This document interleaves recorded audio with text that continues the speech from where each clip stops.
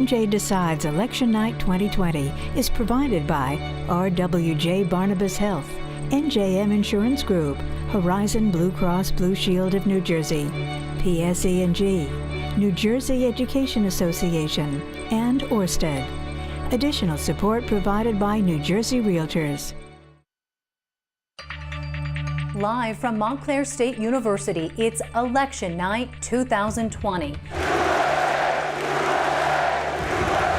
New Jerseyans have been casting their votes for weeks now, mailing them in, putting them in drop boxes, or leaving them in person for the state's first largely vote-by-mail election.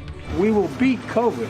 Who will lead the nation through the COVID-19 recovery? The only country in the world that's ever come out of every crisis stronger than it went in is the United States of America. And with your help, I promise you, that's what we'll do again. We have made America proud again.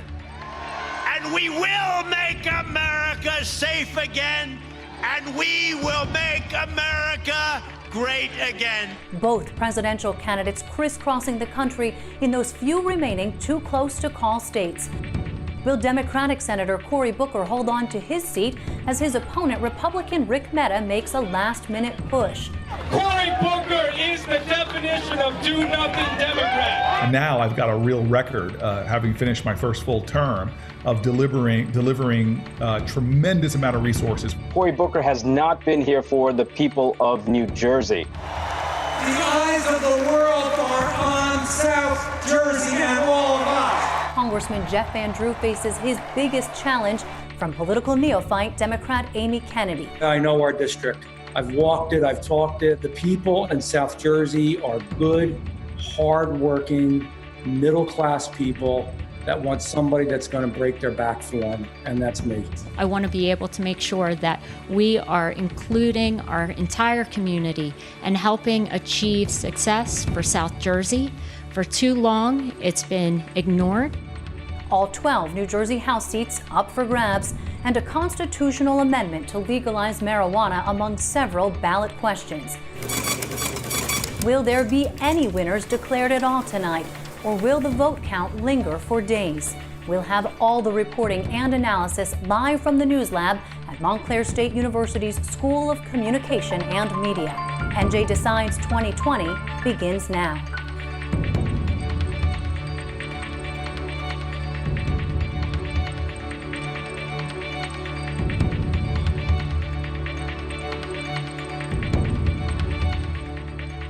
Good evening and welcome to NJ Spotlight News Election Night coverage. I'm Brianna Venozzi. And I'm Michael Hill. We're coming to you live from Montclair State University. Our studios are still inaccessible due to COVID-19 restrictions, but we're following all of the state's coronavirus safety guidelines. Michael and I will remain 6 feet apart.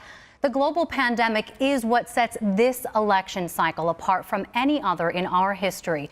Voters casting a ballot as the state mourns the loss of more than 16,000 lives to the coronavirus. It has changed everything about 2020, including how you voted this cycle and how we'll bring you results. Already, more than 3.8 million ballots have been returned in the state. We will be live for the next 3 hours on air and streaming online on all our social platforms. Our team of reporters is fanned out across the state on location, covering the ballot count and the make or break races, or safely at home, monitoring the expected counts virtually. All of the results we will give you tonight will come from the Associated Press. Our characterizations of each race will be different. We will use words such as expected vote count rather than projected count, and because this is one of the mostly mail-in ballot elections here in New Jersey, administrators doubt anyone will have any election results tonight, and it might take days to finish this stop. Districts have until November 23rd to submit final tallies to the Secretary of State. All right, so I think we should get to it, Michael, in this 9 o'clock hour. Let's tell you where we stand as of this moment, with polls closed in New Jersey for an hour. The AP has already called 2 races here, declaring former Vice President Joe Biden New Jersey's winner for the presidential election. Take a look here on the screen. Senator Cory Booker winning another 6-year term. The AP is calling Virginia, Delaware, Massachusetts, Connecticut, Rhode Island, Maryland, Illinois, and Vermont for Joe Biden.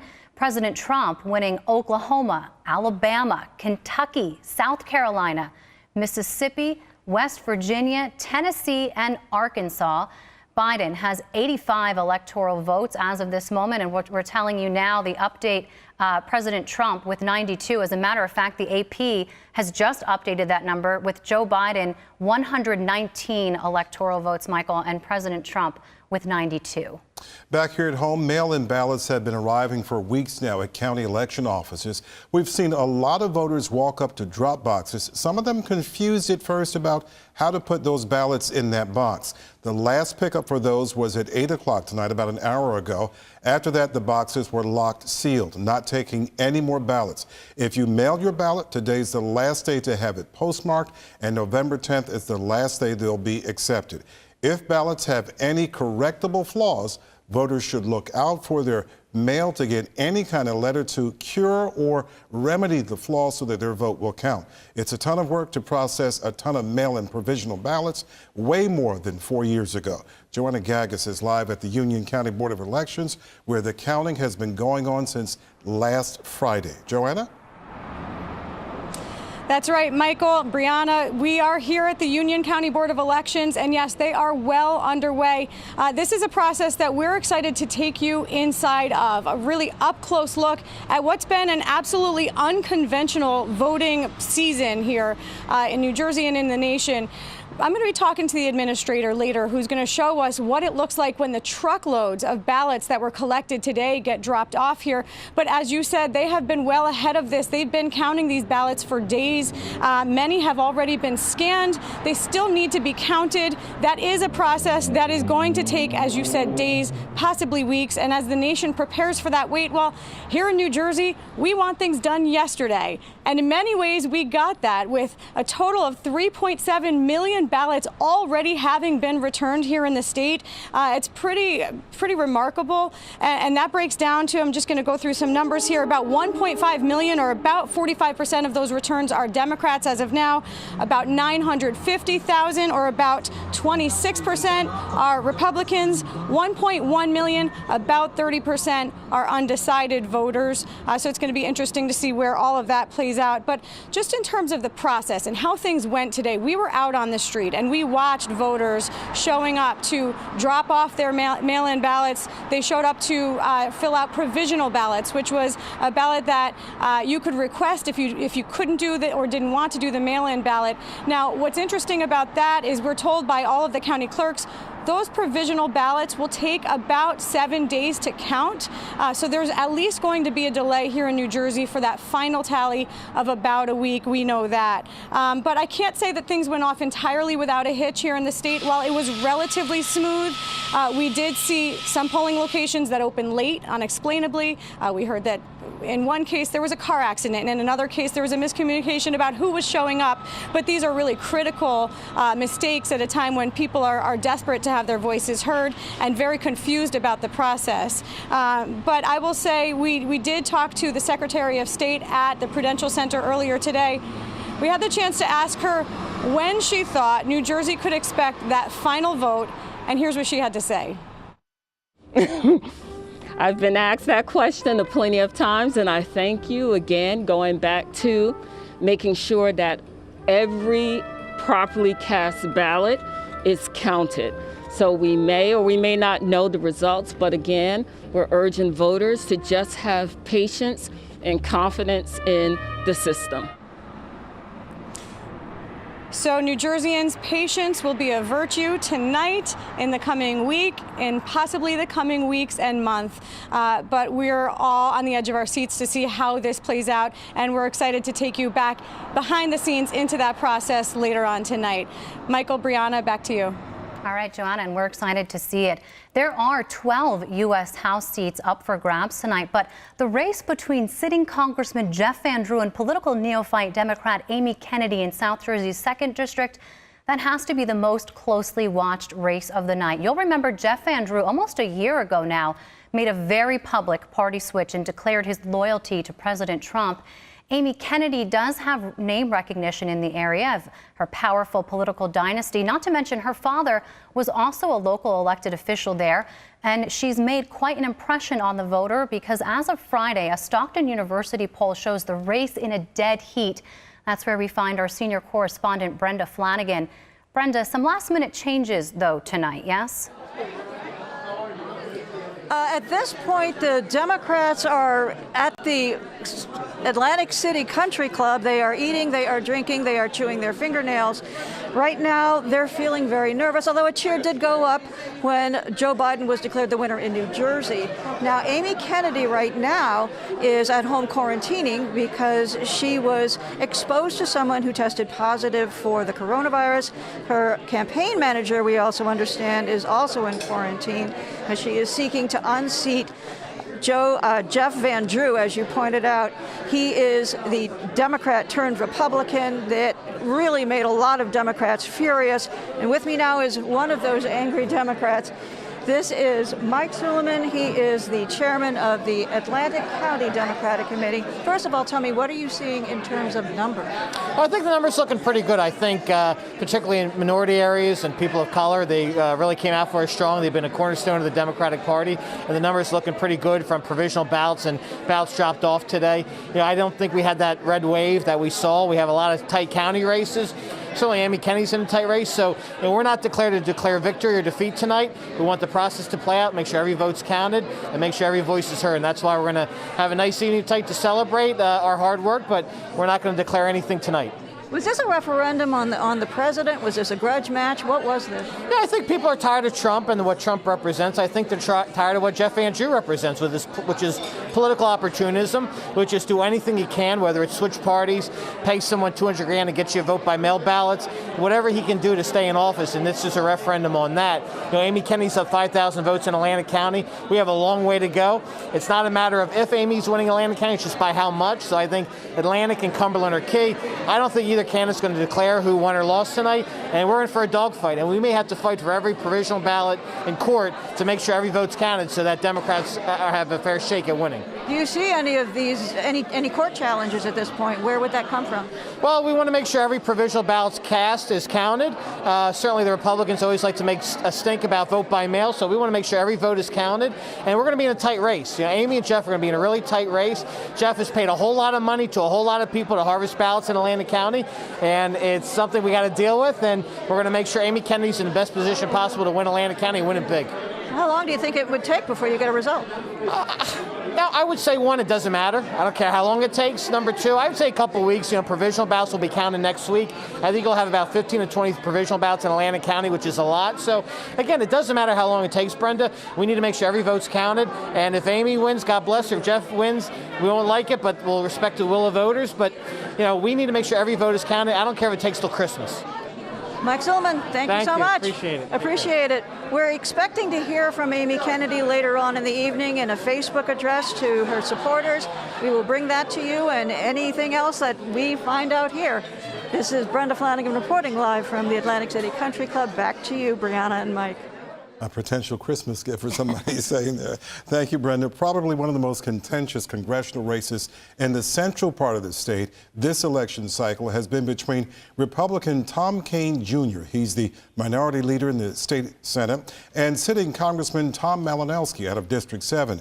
Malinowski even has had death threats from hate groups. Neither candidate is having an in-person event due to COVID-19. So Raven Santana is covering this race, as we told you, from home. Raven?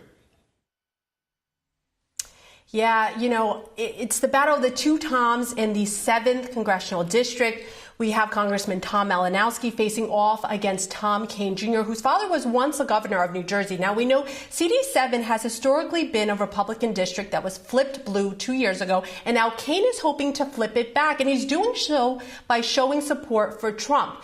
Now, we know 2 years ago, Leonard Lance was unseated by Malinowski, and he tried to distance himself away from Trump, and that tactic just didn't work. So only time will tell if the opposite works for Kean. A huge part of this race has been the scathing TV ads that have been run by both candidates. One in particular, which was making headlines, was the one released by the NRCC, which falsely alleges that Malinowski defends sex offenders. And again, he's received death threats for that. So we will see how this all plays out and how that tactic played out. In the 11th district, it's a battle of the women, where Mikey Sherrill, a former assistant U.S. attorney, is seeking her second term against Rosemary Becky. I spoke with both candidates earlier today who shared stark differences on issues including guns and law enforcement. And I think it's going to be really interesting in both of these races how the Trump factor here in New Jersey works for or against Republican candidates who have openly showed their support for President Trump on the campaign trail. For NJ Spotlight News, I'm Raven Santana. Back to you guys. All right, thanks, Raven. Let's go now to the national expected vote. This is New Jersey's first primarily mail-in election. Other states, including just right across the river in New York, have been voting in person for days, many lined up for hours. At last count, we had 100 million votes cast nationally, more than that, in fact. Here to break down the presidential election for us, senior correspondent David Cruz. David, anyone claiming victory yet, or victory in any state for that matter? Not as of yet. The AP has called several of these races. You made reference to them earlier. I can tell you this, Brianna and Mike, that, you know, I'm working out of the house, but we've got 4 monitors going here. You don't want to see what this table looks like in terms of notes and plates from lunch, etc. But it has been literally exhausting just following Florida. We can take a look at the map that the AP has set up. I can tell you that the early states, Florida, Georgia, and North Carolina, those are too close to call right now. But I can tell you that Florida is leaning towards Trump. But the other races, Georgia, North Carolina, even some of the later closing states, Ohio, Colorado, even Pennsylvania, they are all showing that they are trending towards Biden. But it's very important to note, Joanna made a reference earlier to patience. That is going to be the big virtue today because a lot of these races are showing smaller percentages. I mean, Florida is up there in terms of the percentage of vote that's counted. That is leaning towards Trump. North Carolina is leaning towards Biden. But again, these races are still very close to call. It's important to note that, and that even if somebody declares victory in a state, there will likely be challenges to these because these are all extremely close races right now.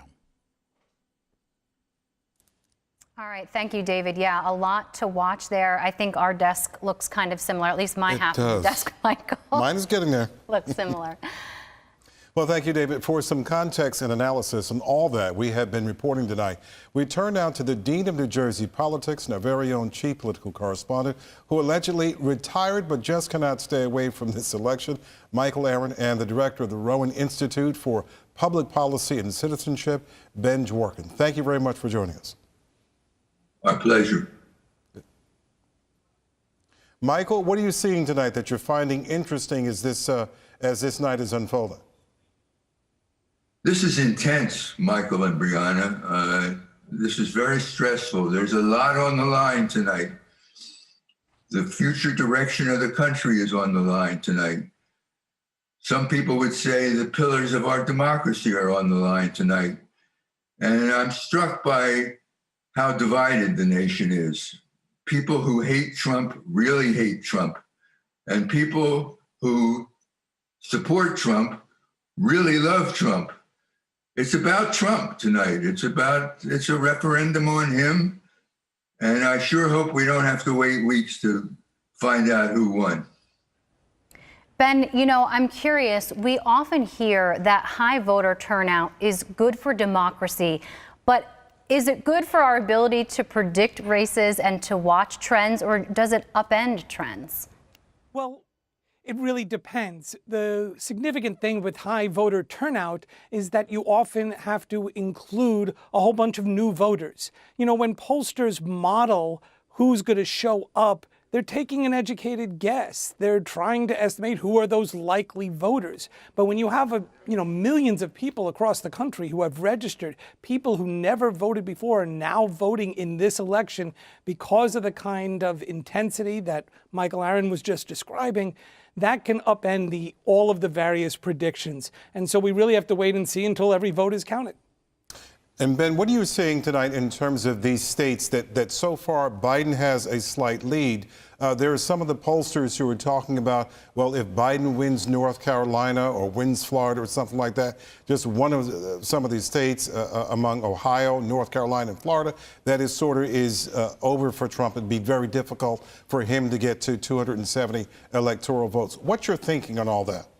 Well, certainly Joe Biden, who's been leading in the polls pretty much throughout the year, has many more paths to victory to get the magical 270 electoral votes than Donald Trump does.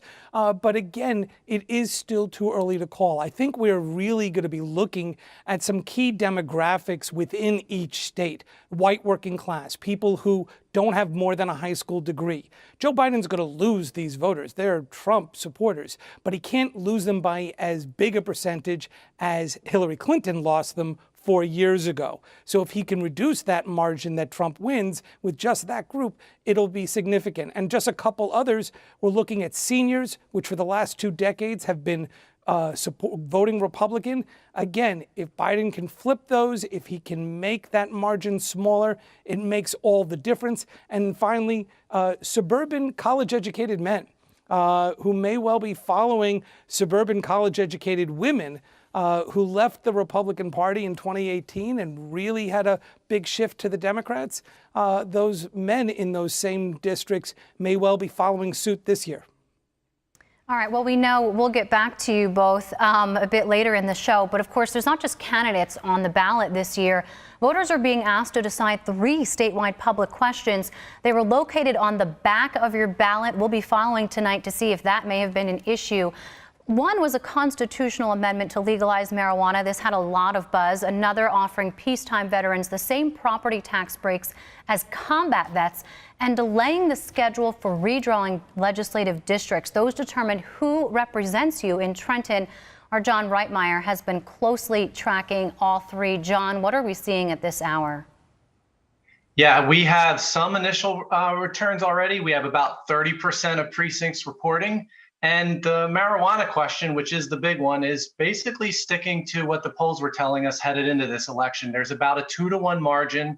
You know, we have some big counties still not in yet, like Bergen. We don't have Camden County yet, but a good portion of counties like Essex and Hudson are in. And so you see marijuana on its way, basically trending where we thought it would. Again, this is for adult recreational use over 21. Medical marijuana is already legal in New Jersey. Then we have this question, the veterans property tax deduction, expanding a program that already exists in New Jersey. Basically, instead of just being available to wartime veterans, it would be available to all veterans.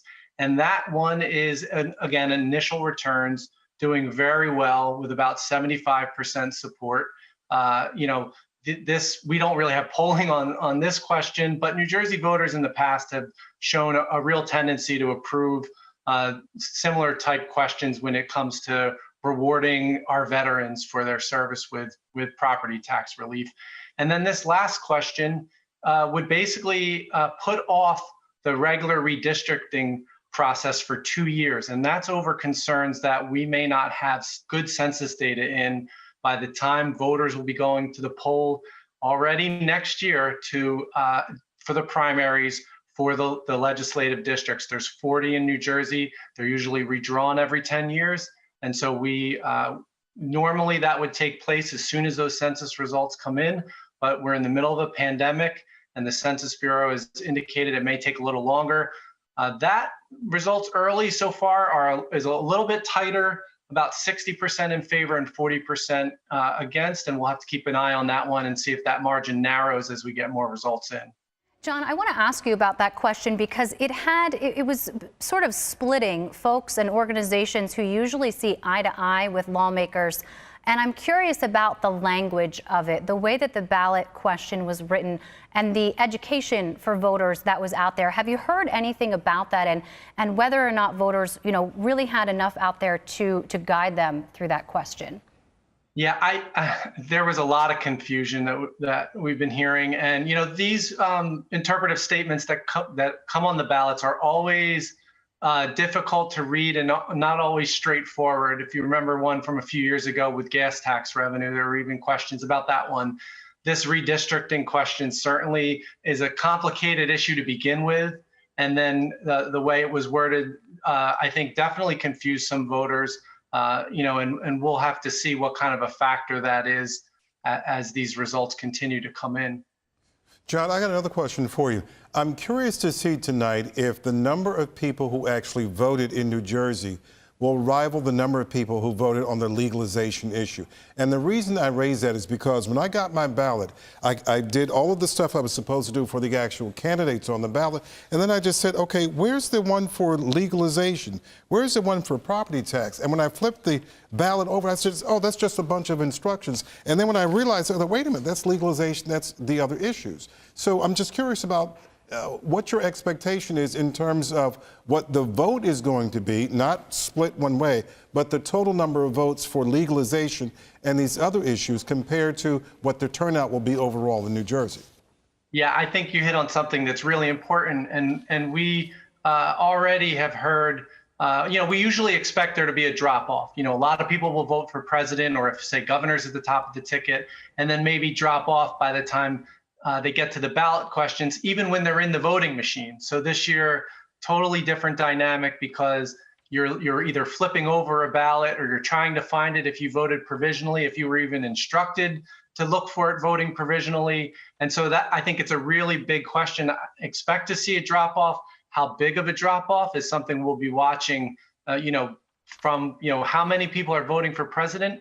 And this legalization question was very widely watched coming into this election, and what will be the participation on the question, and how many people may have actually missed the question because they didn't turn that ballot over when they got it in the mail. Right. All right, John Reitmeyer there. Yeah, legalization in New Jersey, it's one of 5 states with it on the ballot. Thank you, John. The 3rd Congressional District is home to another freshman Democrat looking to ward off a Republican challenger. Andy Kim narrowly won the district in 2018, unseating incumbent Tom MacArthur by a margin of just a few thousand votes. But here's an interesting fact. The South Jersey District hasn't reelected a Democratic congressman since 1852.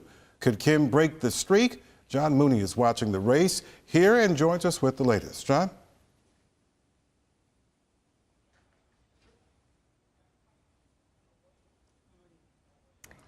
Welcome back to John. Just a few. There he is. Hey, John, we can hear you. Can you hear me? Yes, go ahead. Sorry please. about that. I'm learning this technology. Yeah, I mean, it's as you said, this is a closely watched race. Andy Kim is vying to be the first Democrat in a long time to win re-election there. So far, it looks like he's got the edge. As expected, he's doing very well in Burlington County, which is where much of his votes are coming from. Ocean County less so.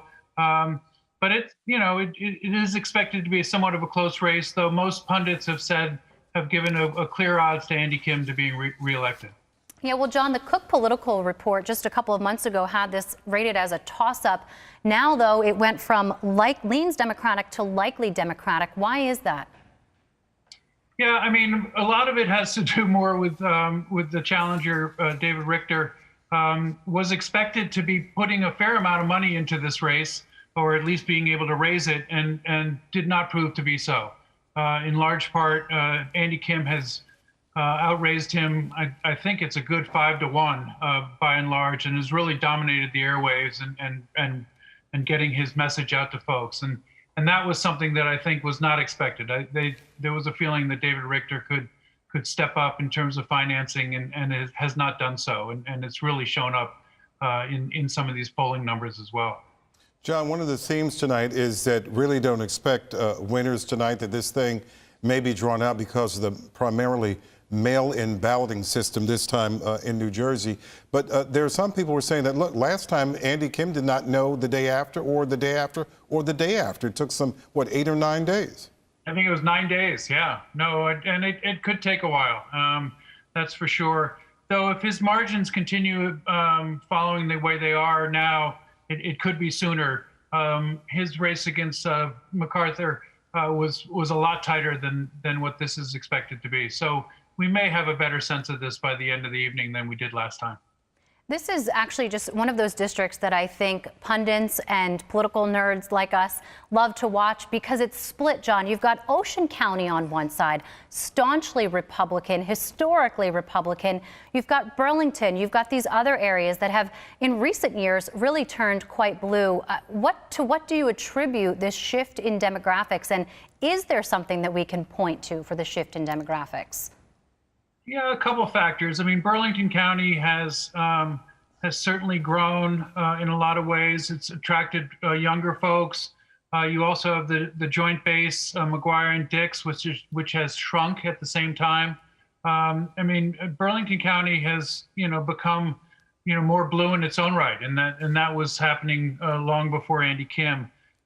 So I think that sort of trend towards Philadelphia, towards the Trenton area, has certainly benefited a more a bluer or more Democrat candidate, and Andy Kim has filled it. I mean, he has not been a spectacularly famous, high-profile congressman in his time so far in office, but he's been solid, and he has certainly been able to maintain his base.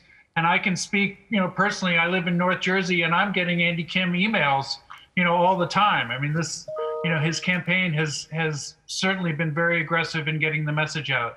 So he just may be the right candidate for the right time in that district. Yeah, and getting the message out early for sure, Yes. too, in this cycle. All right, thanks, Sean. We'll check back in with you in just a bit.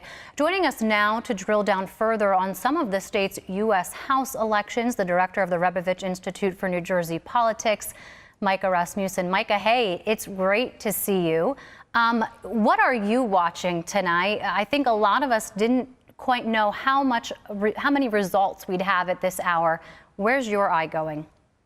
So Atlantic County is very interesting to me in terms of the Van Drew Kennedy race.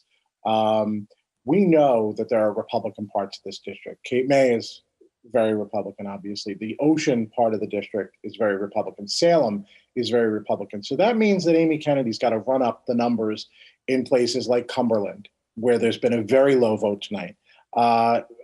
In places like Atlantic, that's really the lion's share of the district. It's 40-some% of the votes that are coming in. And unfortunately, she's not, for her, she's not really generating the kind of margins that she needs to see there. Apparently, she's 4,000 votes under Joe Biden in Atlantic County. That's not what you want. You want to be running very, very tight with the presidential, the top of the ticket. And so the fact that Jeff Van Drew is running better than Trump by 4,000 votes in Atlantic County augurs well for him. So, Micah, let me ask you this then. What impact, it may be too early to say, but what impact do you think the vote messenger, Craig Calloway, has had in Atlantic City itself, where he's going out, has this big budget, and some people have been watching this, and of course they've been criticizing it. What do you think about the potential impact there? Absolutely. So Atlantic City, out of Atlantic County, should be generating a huge margin for Democrats. And I've heard people say, Callaway doesn't have the strength he once had, and he's run against a buzzsaw with Marty Small, and it's a rivalry for Atlantic City. But the bottom line is, that's okay. Maybe he still does come up on the losing end. The fact that he splits Atlantic City at all is what's troubling if you're the top of the ticket. If you're depending on a solid result out of Atlantic City, to have any kind of a division, to have any kind of a peel off is absolutely going to hurt you. Yeah. Micah, I think back to Jeff Van Drew sitting in the president's office, pledging his undying support. It's something that obviously Amy Kennedy's campaign has used against him. And he said, listen, it's not that I've given undying support. I support the president, but I do disagree with him at times. Politicians are allowed to change their minds, but I'm curious how Democrats and Republicans in the district are framing this to their advantage. I think Amy Kennedy has used it about as effectively as it can be used. Clearly, she's gotten an enormous amount of mileage out of it. Clearly, there are many people in the district. That was enough. They've heard enough when they'd heard that. But you're right. Van Drew was able to come back and explain. I have a theory, having known and worked with Jeff for a very long time. I don't think he expected to go into the White House saying that. I think the president said to him before the camera went on, "This is what I want you to say. I want you to say undying support." And so Jeff kind of looked like he was caught in the headlights when he said it, and he said it because that's what he wanted, and the cameras went on, and he said it. But I think he does wish he could take it back. I think he has explained himself. Did he explain himself enough? He may have. He may very well have. There was a lot of thought that he was going to run into a lot of trouble in Atlantic County, the most progressive or most Democratic part of the district. If he has run 4,000 votes better than the president, then apparently 4,000 people have bought that explanation. All right, Michael Rasmussen. Thank you, Michael. We are just past 9:30, and here's where we stand as of this moment. The AP has already called two races here, declaring former Vice President Joe Biden, New Jersey's winner for the presidential election, Senator Cory Booker winning another 6-year term, his second, and Vice President with 122 electoral votes at this hour, and President Trump with 92, according to the Associated Press. Yeah, I want to go now to Colleen O'Day, Michael, because she has been really relentless on the ground covering just about every facet of the election here. Colleen, let me ask you first about voter irregularities today. What type of problems were you hearing? I know that you were at polling sites around the state. What type of problems, if any, were voters encountering? We really heard the whole gamut and got dozens and dozens of complaints in from voters. And they ranged from, Joanna touched on it earlier, polling places in Newark. There were 3 that did not open on time. There were also polling places in Trenton and New Brunswick that we hear did not open on time. When a polling place opens after 7 o'clock, you've got a long line. Instead of 6 o'clock, you've got a long line. And you've also got people who have to get to work. And we heard that actually people stepped out of line because they said they had to get to work. We heard about poll workers making mistakes in terms of advising voters. We certainly couldn't tell whether any people, did things intentionally. I mean, poll workers work hard. They don't make a lot of money. It's a long day. So people probably just made some mistakes. But for instance, we heard that a woman brought her husband's ballot to the polls, his mail-in ballot. Now, you were not allowed to do that. You were supposed to put those in a drop box. And she was told, well, just sign his name in the book that you dropped it off. And that is clearly something that shouldn't be happening. We also heard about a lot of issues with electioneering, that there were people with, banners or signs for one candidate or another, be it the presidential candidates or local candidates, very near polling places, which is illegal in the state of New Jersey. And we heard about things like disabled voters not being able to vote on machines, those were the only people who would be able to use a machine today, and we heard that was often not being given to them. So there were an awful lot of issues out there. And Colleen, I heard too, and I recorded this in one of the polling places in Bergen County, and I didn't know what to think of it. I overheard a poll worker telling some of the people coming in to do provisional ballot voting that they shouldn't vote by provisional ballot because unless it's a close race, their ballot is not going to count. And have you heard of that before? Yeah, I think it's just a real myth that's out there. I guess it depends on how you describe a vote counting. Every vote will be counted. Every provisional ballot that was cast legally and legitimately, meaning the person is registered and had not already voted by mail, every one of those is going to be counted. Now, the counting does not start until next week after all of the mail-in ballots are processed, because we need to make sure that somebody didn't vote by mail first and then cast a provisional ballot. And sometimes people do that by mistake. But those ballots all will be counted. Now, if a race is already called before your provisional ballot is counted, might you feel like your vote didn't count? I mean, I guess it would be hard not to feel that way, but every single one of those votes will be tallied. And Colleen, I called the Essex County Board of Elections this morning. I got no reply. I know you reached out as well. Did you ever get a reply about what was taking place in Newark this morning? I didn't, and that's really unfortunate. I mean, I think that the people in Essex County, certainly the people in Newark, really, their votes count as much as anyone else's votes. And the idea that, they, at least in 3 polling places, people were kept waiting online for more than an hour. I was told at the one location that the line was wrapped around the block because the location was not even open at 6, and then by the time it got set up, it was well after 7 o'clock. I think those voters have a right to hear what happened, why they were not able to vote when they wanted to vote. Are ballot rejections, though, Colleen, going to be a big factor in this election cycle? I mean, how much of a role is that going to play? That's a very good question. It's one that we don't know the answer to yet. So far, the counties have been receiving these ballots, and they've been able to process them. They were able to start doing that on the 24th. And that means checking signatures, opening ballots, flattening them out, and scanning them into machines. We don't know, though, how many ballots have been rejected at this point.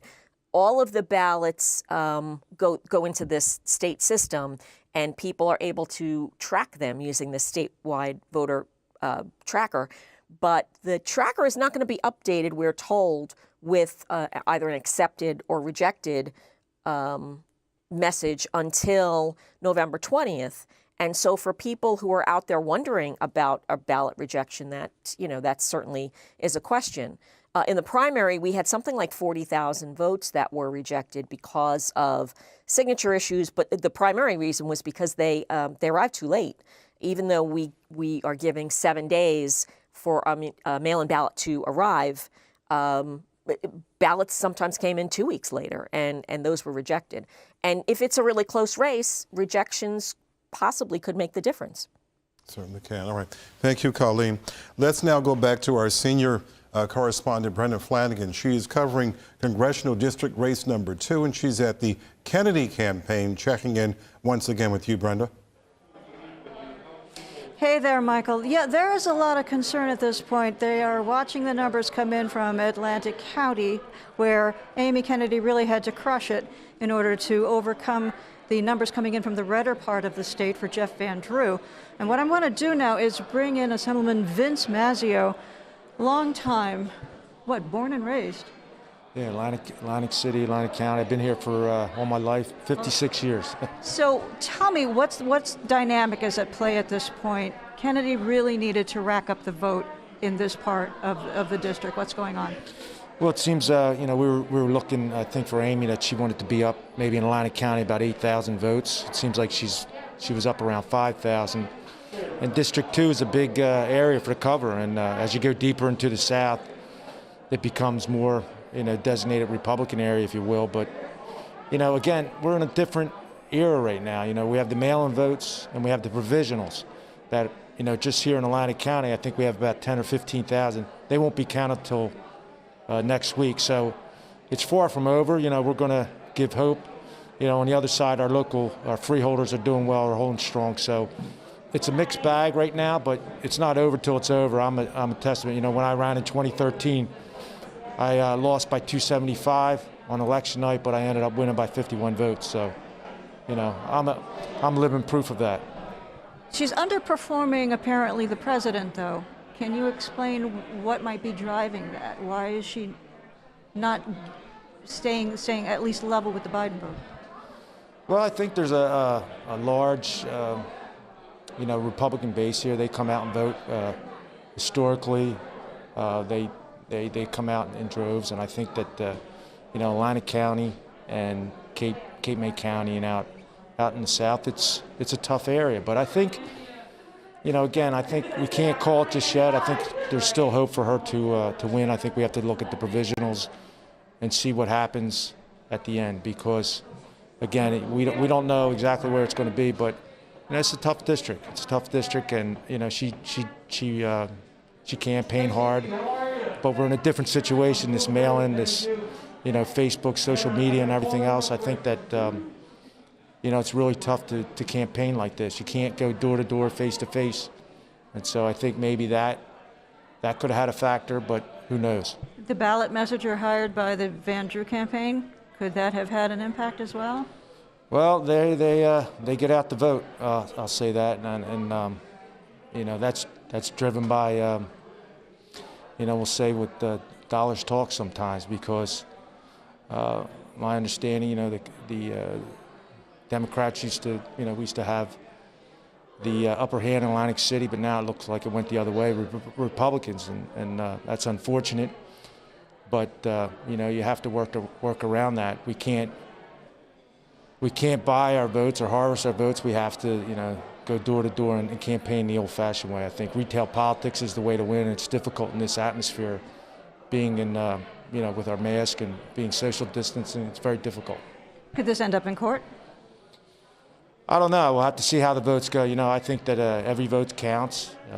We can't be disingenuous. If a vote's a vote, then so be it. How much do you think the economy, the pandemic-driven economy, had to do with the way the votes are breaking tonight? A lot of people are hurting in this area. Atlantic City got slammed hard. Yeah, well, I think that's, to be quite honest with you, we gave out there. We tried to get the casinos open more to 50% capacity. Our governor, we wrote letters to him and tried to get him to go more in the 50% capacity. We're at 25%. And that's going to be an ongoing effort as this pandemic gets worse. Yeah, I think it's just a factor that that perhaps that had to play in it too. There are a lot of things at work tonight, I think. Yeah. Thanks so much, Vince. My pleasure. We will keep you updated as this race unfolds. Reporting live from the Atlantic City Country Club, Brenda Flanagan for NJ Spotlight. Back to you, Mike and Bree. Thanks, Brenda. Yeah, you heard it there. It's not over till it's over. Really just hitting on the fact that it's been a tough campaign season for everyone. Atlantic City, once a Democratic stronghold now. I think Brenda touches on a really good point about the economy. Just before we head to more of our analysts, we will be hearing from Amy Kennedy very shortly on Facebook Live. Again, the name of the game tonight, all virtual. But joining us now, Millie Silva is the Executive Vice President of the Healthcare Union 1199 SEIU. Bill Palatucci is a Republican strategist. Millie, I want to start with you, just what we heard there from Vince Mazzeo. It's not over until it's over. Every vote needs to be counted. What do you make of what he said there? He is 100% correct. That one of the things that we have to make sure every New Jerseyan understands, and every American in our country, is that voting ended tonight when the polls closed, but the election isn't done until every vote has been counted. And so while I know that there is a lot of attention on CD2 with regards to whether Amy Kennedy will be able to beat Jeff Van Drew in this election, there are also some other targeted districts in New Jersey that are important for us to all take a look at. And we're going to want to make sure that every vote gets counted. We're in a pandemic. This is probably one of the most unique situations that we have ever encountered. As we are here together tonight, let's recognize that there are over 9 million people who have tested positive for COVID-19. There are 230,000 people who have passed away. And as we are closing on the 10 o'clock hour, the reality is that there are thousands of healthcare workers who at about 11 o'clock tonight are going to be finishing their shifts or reporting to work in order to be able to take care of their patients. So the work of the country continues while we're in this important moment deciding who's going to be the next president of the United States, as well as who's going to be our leaders, both in the Senate as well as in the Congress. Those numbers, of course, national there that Millie gave. But Bill, is the coronavirus really somewhat, the resurgence here, somewhat of an October surprise for this race? Brenda mentioned the economy, Atlantic City really slammed there. Is that one of the key factors? Well, listen, it's not an October surprise. We've been dealing with COVID since February or March, so that no one could claim that they were surprised about it. It's certainly been, a referendum on how the president has handled it. But I got to go back to Vince Mazzeo for a second. Listen, I've been to a lot of political wakes and political funerals in New Jersey in my time, and Vince sounded clearly like he was at Amy Kennedy's wake. So we'll give it some more time to count and see what happened down there. But that did not sound like a very optimistic guy for Amy Kennedy down there. With Vince, but you're right. Seriously, to your point, Brianna, the COVID crisis and the president's handling it have been very, very important for this election. I would say though to my Democratic friends, though, is be careful in saying that. We have more elections in New Jersey next year, and so the focus will be on what the New Jersey numbers are in terms of. How cases have been handled, number of cases and deaths, things at long-term care facilities and the like. So may have worked in one person's favor this year. Let's see what happens in the future. Bill, I heard what you said, and I heard what Mazzeo said, and his tone. I sensed a complete dejection there in this district, and he also said something about dollars talk sometimes. What impact do you think the Craig Callaway vote messenger, get the vote out in Atlantic City may have had in this race, as it appears now? Sure. I don't know. Wasn't down there, but clearly, the Callaway brothers are legendary in New Jersey down there, mostly on the Democratic side. I'm sure that they did everything according to the law and the guidelines issued by the Secretary of State this year, and so they made sure that the vote got out for Jeff Van Drew. The other thing, let's give Jeff Van Drew credit. Jeff Van Drew is very well known to Democratic voters in that district across South Jersey, and so just the fact that he switched parties didn't mean that every Democrat who's known Jeff Van Drew for decades is going to abandon him. Jeff Van Drew is well liked and well known down there, and so I think all those factors play to Jeff's advantage. Not over yet. We've got to count it, and there are a lot of late arriving votes to be counted. But again, Jeff is I've got family in that district who've known Jeff forever, who voted for him when he was a Democrat, and I know stuck with him this year. All right, Bill, thanks. We're going to come back to you, but right now we're actually going to head to Facebook Live because Amy Kennedy is holding an event there with Martin Luther King Jr. III, we're told. Let's see if we can pull that up here, the Facebook Live with Amy Kennedy. Again, she's in quarantine over the weekend. Beginning of this campaign, that it's important. Let's have it, hear what she says here. Every voice heard, and as expected, it looks like that process will continue beyond tonight. It was nearly 1 year ago when Jeff Van Drew abandoned the people of South Jersey and pledged his undying support to Donald Trump. It was then that I knew I wanted to step up and do something.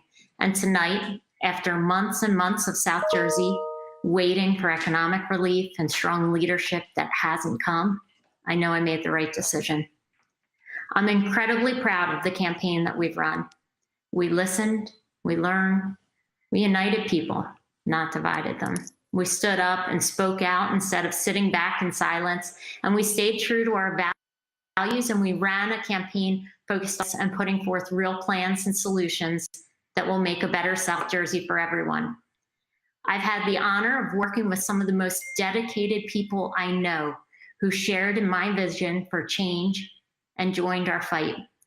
From my tireless and amazing staff who are still working right now, who put in countless hours, to my unwavering and unrelenting volunteers, many of you who are watching, to made thousands of calls, and my family and friends who also made thousands of calls, and everyone who supported our campaign with their time, their contributions, or their vote. We would not be where we are today without you. Thank you all. All right, that's Amy Kennedy there. That's Amy Kennedy there, Facebook Live. I think we might have lost the feed. Of course, that's what we're working with here tonight. I'm curious, though. It almost sounded a bit like a concession speech. That's Michael. what I detected. She's thanking her supporters, her family for being on the ground. And saying we worked really hard. I mean, it's obviously too early to tell. I'm just checking now the AP results here as far as the race goes, and it is going to take quite some time. But I'm curious to know, Millie and Bill, listening in on that, what do you make of that speech? Just sort of the tone and the method by which, all right, we've lost Millie and Bill, so that's no problem. But I am curious, at some point I would like to get back to them just to find out, what they take away from a speech this early in the night as well, Michael. But you know what, though? If you listen to what Mazzeo said, that there's something at play in that campaign, and that something may be a realization of what they're up against. We heard Mazzeo talk about they didn't perform as well as they would like to in Atlantic County, and they know the rest of the district. The farther south you go, deeper into the district, it's unlikely that she'll pick up the kind of support to make up the difference to win this race, based on what Mazzeo was saying. Yeah, and I'm told we do have Bill Palatucci back, but I'm curious, Bill, and chime in here.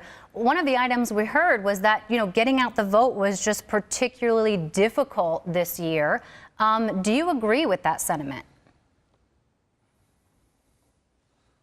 May have to ask again. I think he just put his earpiece in. Yeah, I think so. Yep. Bill. Sorry about that. Yeah. Sorry. Go ahead. We've been hearing tonight that the get out the vote effort has been a little different, not quite as concentrated as it may be. Of course, not the same tactics as we usually see. Have the campaigns been able to be effective in their outreach? And how do we see that playing in this district?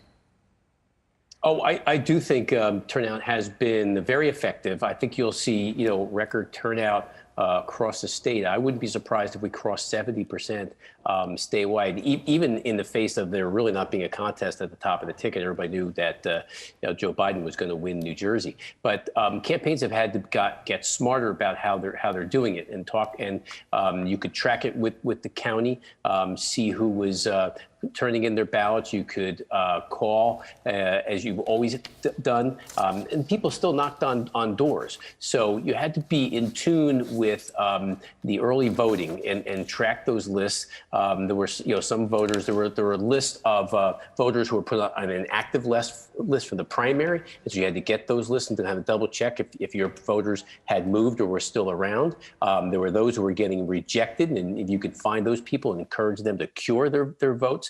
So I think on both sides, Republican and Democrat, they worked very, very hard and very effectively, but just in a different way than they have in past years.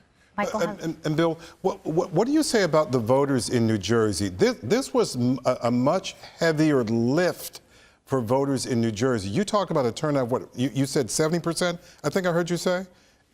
I wouldn't be surprised if it reached 70%. I think it's just the opposite. It was the heavy lift. It was an easier lift. You had the postman hand delivering your ballot to your house, right? You could stay in your pajamas, fill out the ballot, and then go back outside and stick it in the mailbox, and the postman would come pick it up. I mean, how much easy could it be, right? So I think it was not a heavy lift. And seriously, I think because of all the interest in the presidential race, all the issues that are going on this year, the COVID crisis, these hot congressional races, that's why I think you will we may see record turnout today. But you know what, Bill, I just want to follow up on that, because one of the points that we heard from a number of Republican strategists and lawmakers was the fact that this mail-in election, this largely mail-in ballot election, would be strategically working against voters and not allowing them to vote in person, of course, which they did provisionally. But I'm hearing you say that, in fact, maybe it was more convenient and accessible. Well, All right, we may have lost Bill there at an inopportune time. I'm interested in hearing his reply to that one. Yeah, we'll certainly get back to him. But we do have some winners to declare from the Associated Press right now. The 8th Congressional District, Albio Series, of course, the Democratic incumbent there, has defeated the Republican challenger. Let's move on to the 10th Congressional District. Again, Democratic incumbent Donald Payne Jr. winning there handedly over Jennifer Zanone. And then let's head to the 11th Congressional District, Michael. Mikey Sherrill, Rosemary Becky. That was a tight race. That was. And it looks like Mikey Sherrill is going to pull this out. I can't see the percentage of the vote right there, but it looks like she has a fairly sizable. We've got a 59% to 41%, but they ran a very hard-fought race. I mean, the two women really didn't agree on much of anything aside from the fact that a woman should be in office there. Both had really impressive backgrounds. Mikey Sherrill holding on to her seat there and having 2 years under her belt, of course, for voters to have looked at, as far as her voting record and what she's done there in office. And I don't think we've heard the last of Rosemary Becky I'm just sure yet. we haven't. We have not. Lilia Fernandez is an associate professor of Latino and Caribbean Studies at Rutgers University. She joins us now to discuss issues important to Latinx voters in this election. Lilia, thank you very much for joining us. Thank you. My pleasure, Brianna and Michael. What are you seeing tonight that's holding your interest? Well, we know that Latino voters have come out with enormous enthusiasm to participate in this year's election. And there are the top 5 key issues that have been motivating them have been, one, the pandemic, of course, because we know that Latinos and African Americans have been disproportionately hit by not only the virus itself, but its economic impact.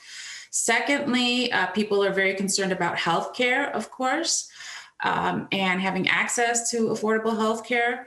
Third, jobs and wages. That has also, of course, motivated voters to show up. Fourth, racism and discrimination, which I think has motivated a lot of Americans, has made them conscious of these issues, the protests we've seen over the summer. And then in fifth place, actually, is immigration, a topic that we tend to think is one of the most important for Latino voters, but which really has been supplanted by so many other crises going on right now. I just wonder how our Latinx voters compare nationally. We know that this is one of the minority groups that is now becoming a very large voter bloc, and I'm curious to know your take on the outreach to this group of voters. Yes, the state's Latino population, Latinx population is incredibly diverse here in New Jersey, and it mirrors to a certain extent the national population. There are about 32 million eligible Latino voters nationwide, making them 11% of all eligible voters. Here in New Jersey, they're actually about 15% of the Garden State's eligible voters. And as I said, they've been extremely motivated to participate in the election, especially those who are college graduates and those over the age of 50. And they, again, they were really hard hit by the pandemic and see a lot of reasons to come out and make their voices heard this year, as so many other Americans have. Lilia, what effect will the redistricting ballot question have potentially on this group in our state if, of course, this all has to do with census data? The fact that the coronavirus has upended just about everything, including the count and how quickly we'll be able to get those results. New Jersey is one of just 2 states in the country that holds an election the year after a census count is taken. That's every 10 years. So typically we get some favoritism from the federal government. They give us our data at a little bit of a faster rate. But if this redistricting ballot question goes into effect and it's allowed to be delayed, what's the impact here? Well, it might delay, it might have some implications for delaying political representation, right? The Latino population in New Jersey has been growing over the years. And so I imagine that this 2020 census will show an increased population in a number of counties and a number of areas of the state where people have not been aware that there is a growing Latino population. So we may see some delays then in terms of that representation and apportionment and redistricting. And we may not see as many Latino candidates running for office in those districts if we see delays. Lillian, I'm sensing what you're saying. I'm trying to read between the lines here. You're talking about potential litigation here. I don't know that I would go that far necessarily, because to be honest with you, I think the census has been a tricky question this year because of so much anti-immigrant sentiment, and just the climate of the last 4 years under this administration. I think that a lot of Latinos have felt somewhat intimidated, and some perhaps have chosen not to participate in the census. So I don't know, it may be a good question, whether some organization might decide to come forth and file a suit and say that, the population is not being counted accurately and therefore not getting accurate political representation in the state. Yeah, that's what I meant. All right, great. Lillian Fernandez, thank you very much. I just have one more, though, I'm sorry. Lilia. I'm thinking here, Biden does have a sizable lead with the Latinx vote, but there are also polls show that Trump as well has a favorable base there. How do you balance that? Sure. Well, overwhelmingly, Latinos are showing that they are favoring Biden. Of registered voters, something like 70%, I think, have said that they will be voting for Biden. About 29% have, favored Trump. And, again, remember that the population here in New Jersey, as throughout the country, is very diverse. There are a number of Latino Republicans or conservatives who prioritize issues like taxes, protecting small businesses, that sort of thing. And so that might explain some of the appeal for them with the current president. But overwhelmingly, absolutely, I think that we are going to see, just like the state of New Jersey itself, we are going to see an overwhelming turnout for Vice President Biden. Lilia Fernandez, Associate Professor at Rutgers University. Thanks so much. Thank you. We have now passed the 10 o'clock hour here, Michael. Somehow it seems like the night is flying by. We want to welcome you back to NJ Spotlight News. If you're just joining us now for our election night coverage, again, I'm Brianna Vannozzi. And I'm Michael Hill, live from Montclair State University. We are just crossing the top of the 10, and here is what we know. AP has called Joe Biden for New Jersey. The AP has called Cory Booker as a winner. The AP has called 3 House seats. The AP is calling Congressional District number 8. That's Albie Osiris defeating his opponent there. And Congressional District 10, Donald Payne Jr. in Newark winning there. And in Congressional District 11, North Jersey, Mikey Sherrill, the declared winner there, or at least the expected winner, I guess we should say, according to the Associated Press. Yeah, let's head back actually to senior correspondent David Cruz, who's been monitoring for us, of course, the Senate race and the presidential race, really the national numbers, the balance of Senate power is hanging as well tonight. David, what can you tell us at this 10 o'clock hour? Well, I want to go back to the map that we talked about a little while ago, because a lot has happened and not much has happened. It's going to be that kind of night. Since we last spoke, the AP has called Colorado for Joe Biden, but Texas, Florida, Georgia, Michigan, and Wisconsin were earlier trending Biden and are now trending Trump. That is the way that this night has been going and will continue to go. North Carolina, which is an important state, a critical state for Joe Biden, still shows that he is leading slightly. But here's an important thing to note, is that each of these states has a different way of counting votes, and each of them is counting different types of votes. So you have votes that are counted today. You have early votes, folks who've been voting for weeks now. Then you have the mail-in ballots, as we had mostly here in New Jersey today. Then you had those folks who were walking up to have their regular election day. And then there are those still who are voting by provisional ballot. So some states are counting won't be counting provisional ballots for a week. Some other states will be counting the mail-in ballots tonight, but others won't be counting them until tomorrow. So that's another thing to look at. Also, a lot of these leads that you see on the map are really in some states like Michigan and Wisconsin and other states there, Pennsylvania, Ohio. They have very small percentage of the expected vote that has been counted. So those are going to be going well into the night and could be going into the next several days.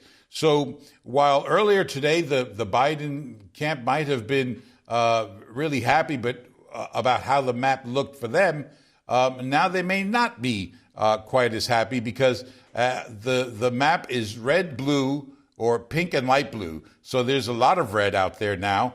And the big states like Texas and Florida right now are trending towards the incumbent. And that is obviously going to be raising some concerns for the Democrats. But again, it's important to note that, especially if you're looking at the map right now and at a dynamic map that moves from red to blue and blue to red and so on, you should be patient because you don't know what votes are being counted and when those votes are being counted and whose votes are being counted.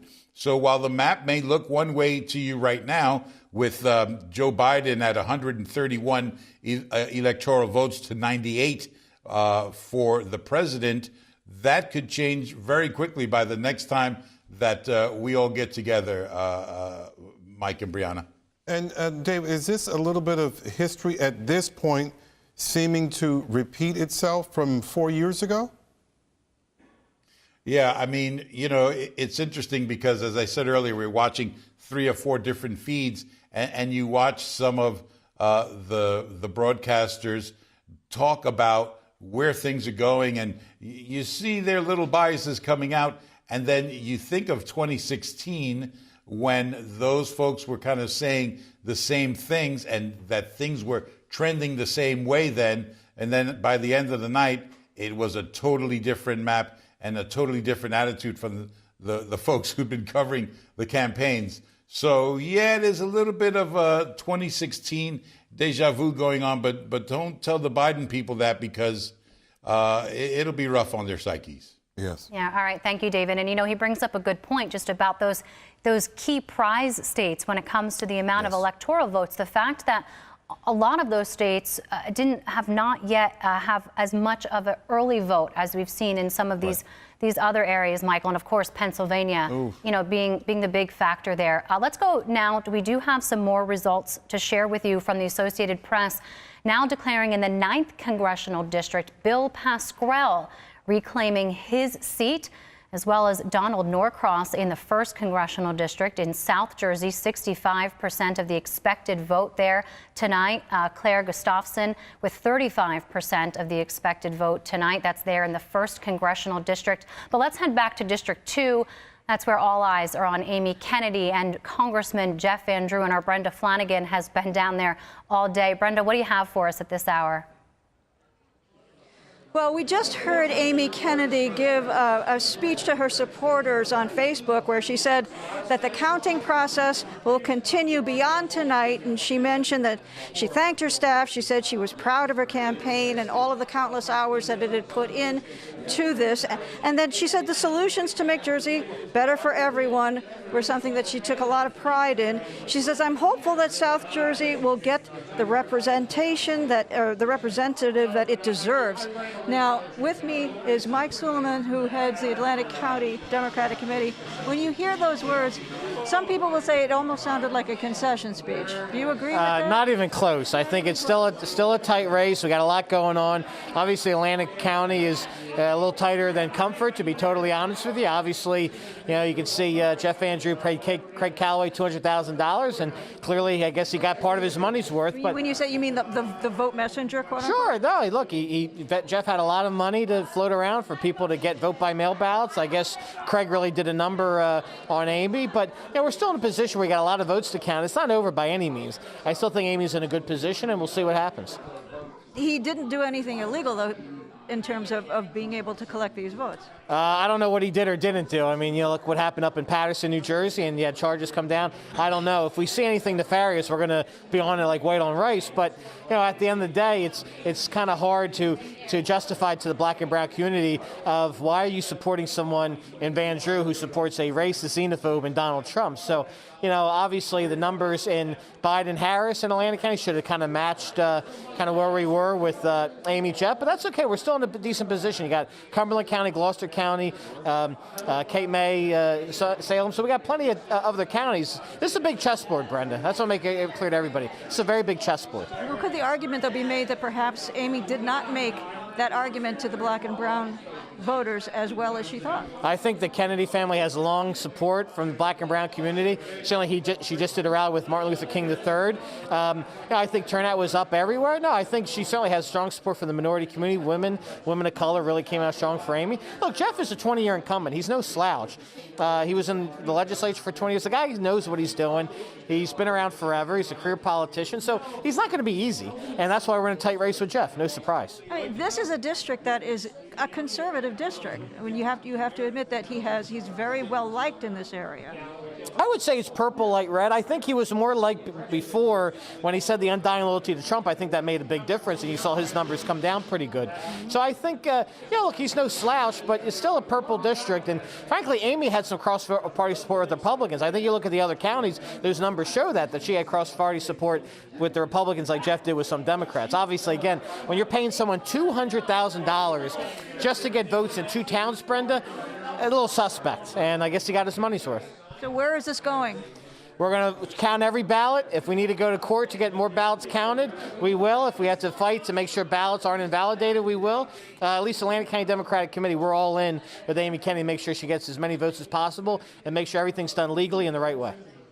Thank you so much, Mike Silliman. Brenda, thank you. Appreciate it. And that's it from here, Atlantic City Country Club. We will have more for you later on. I'm Brenda Flanagan, NJ Spotlight News. Back to you, Bree and Michael. All right, Brenda, thank you. Let's go now. We do have another winner to announce. Bonnie Watson Coleman in the 12th Congressional District has been declared the victor there.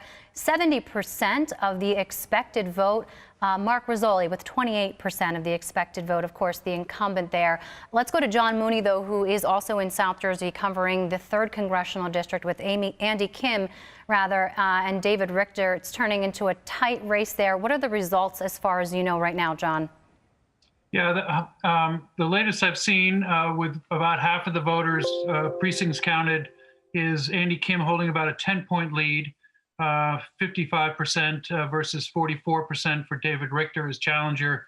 Again, it's predominantly in Burlington County where he's really beating him by 30 points, easily there, twice the number of votes. While in Ocean County, David Richter, more conservative county by far, is topping Andy Kim there. But it looks like the Burlington, if this continues, the Burlington vote could be enough to carry Andy Kim to re-election. John, is there any indication what impact the president has had on this race, on the vote, on the outcome here, and what we're seeing? Well, I mean, in a couple ways. I mean, certainly David Richter, the Republican challenger, had totally embraced Donald Trump and had, it talked a lot about not needing to wear masks. I believe he led a boat caravan for Trump. And so, there's certainly a lot going on there in terms of attaching himself to Trump. On the other hand, Andy Kim had been, quite outspoken in speaking out against Trump, especially in the beginning of the coronavirus, and actually had implored the president to, provide more resources into South Jersey. And now, as a member of the coronavirus task force, has really taken a lead on that. So I think, certainly that Donald Trump is shadowing every race in this country, probably, and certainly CD3 is among them. John, looking at the money spent there and really the vast difference as far as campaign fundraising money spent, do you think now that perhaps some of the national committees, the state committees, are rethinking how they allocated resources in this district? Well, I mean, I think money often follows where there's a competitive race. And in this race, it certainly did not attract a lot of Republican money. Andy Kim did a very nice job of bringing in support from business communities. He won the endorsement of the U.S. Chamber of Commerce. I think all those things mattered. He raised, including outside money, close to $10 million, for his campaign. And I think, as you'll see in a bunch of races in New Jersey, there were only a few that attracted outside, significant outside money. And this was not one of them. And I think it was a read, that it wasn't going to necessarily be that competitive. And a big question mark is, where is David Richter's money? He is a wealthy man, largely with construction, in a construction business. did not put that fortune into the race. And there may be some questions, why did they pick this guy to run this race? Because maybe if there was more money that could have been applied to it, it would have been a closer one. But we're not done yet. So a lot of the things I'm saying may not prove to be true. But it does look like this, at least so far, that Andy Kim is moving at least strongly in a favorable way towards re-election. All right, thank you, John. Let's look at the results now of another district. This is Congressional District number 4, and this is Christopher Smith in District 4, the declared winner by the Associated Press.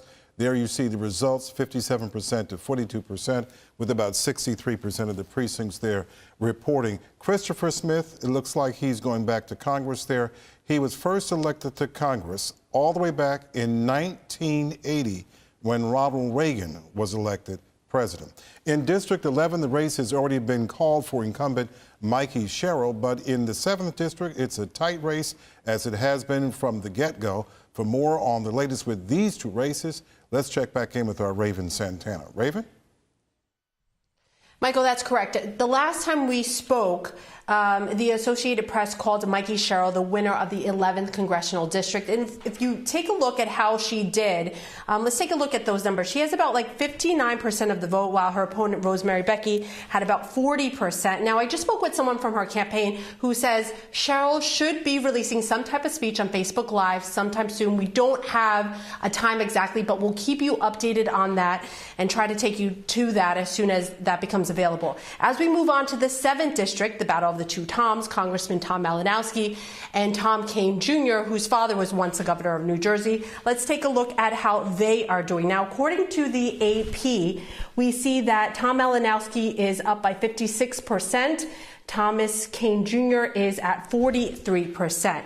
Now, a major part of this race has been the scathing TV ads run by both candidates. One in particular that's making headlines was run by the NRCC, which falsely alleges that Malinowski defends sex offenders. Today, Governor Murphy spoke in support of Malinowski and spoke to that ad. Take a listen.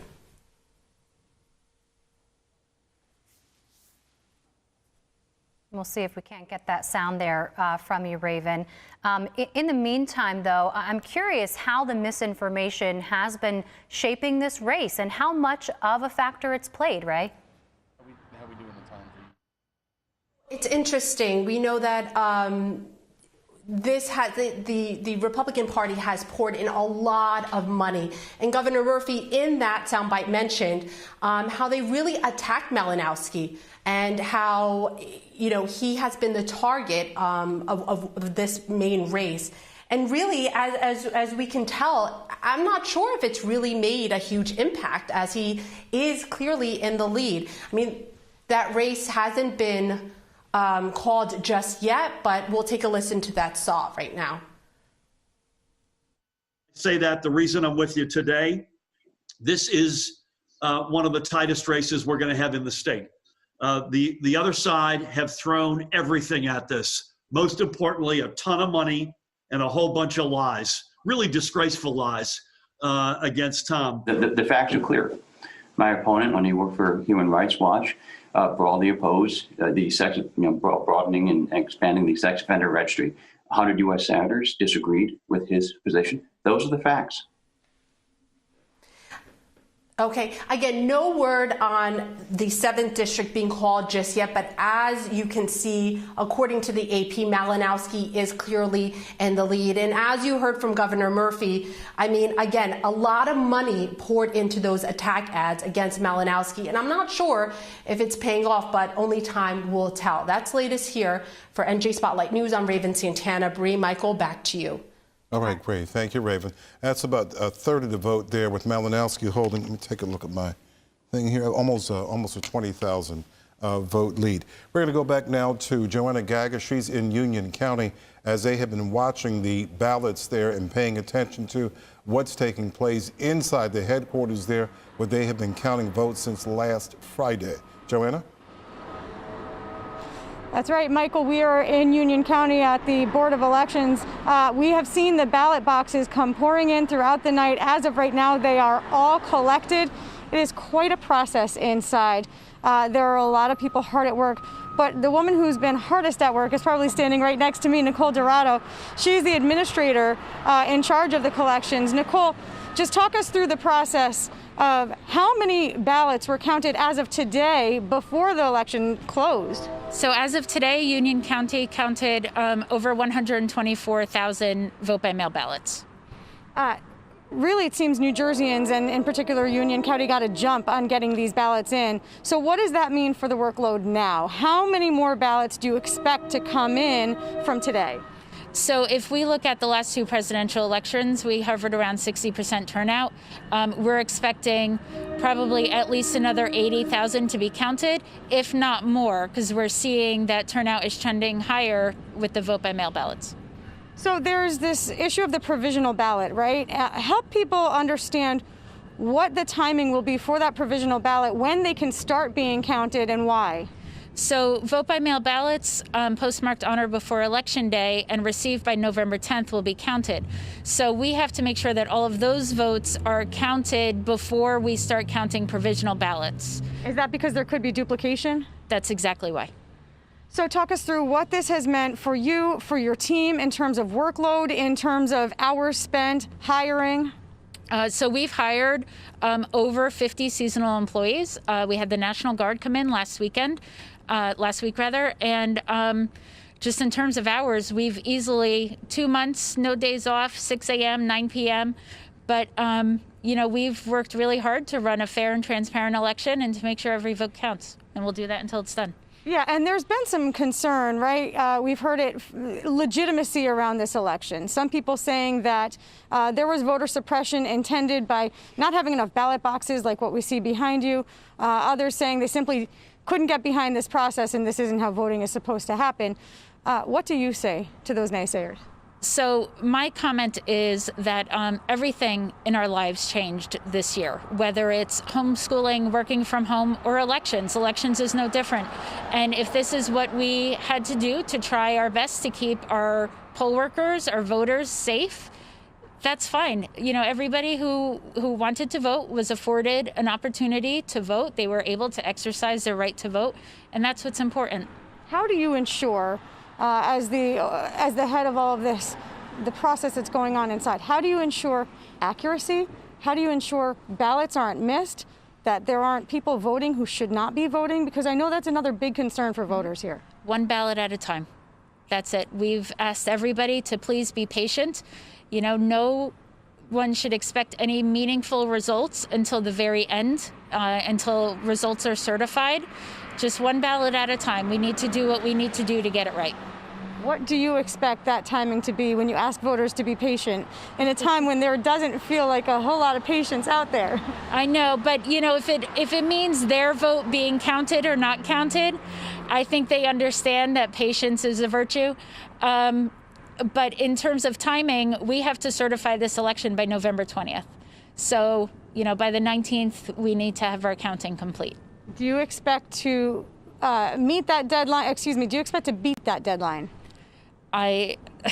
We are working our hardest to try and beat it, but it's more important to be accurate than it is to be fast. And just very quickly, soon we're going to see a huge truck pull up in front of here. Explain what happens with that truck. So now we're waiting for all of our polling location supply bags to come back. So the vote-by-mail secure transfer cases will come back. Supply bags, provisional ballot bags, they'll all start coming back, in short order. And we hope to be able to bring that to our viewing audience. We will hopefully be able to bring that. We don't know when this happens. Again, patience seems to be the key for tonight and for this entire voting process. Brianna, Michael, back to you. Joanna, before we lose you there, I'm curious to know, Michael, you were reporting on the ground in a number of counties just this week where we saw the number of ballots coming in via Dropbox outpacing that of those coming in via mail. I think Hunterdon County was 65%. 65%. Can you tell us, Joanna, while you're there in Union County, if that is the same trend? Yeah, absolutely. And it's a question that I asked to Nicole earlier. And Nicole, I'll just pass it along to you. it does seem that the mail-in ballots did outpace the in-person voting. Nicole, paint that picture for us. You told me earlier what the numbers were. Compare what came in previously to what you expect. So we are not really sure what the provisional ballots are going to shake out to be. We just know that the overwhelming majority of our voters, based on turnout and turnout of registered voters, is that vote by mail ballots will certainly outweigh outpace the in-person voting. And Brianna, if we're going to read into that, it seems that there was so much uncertainty around this election and people wanted to make sure they got those ballots in, that they were able to track them. That's at least what we've heard anecdotally from some of the voters that we've spoken to. All right, Joanna Gagos there. Thanks for that. Thank you.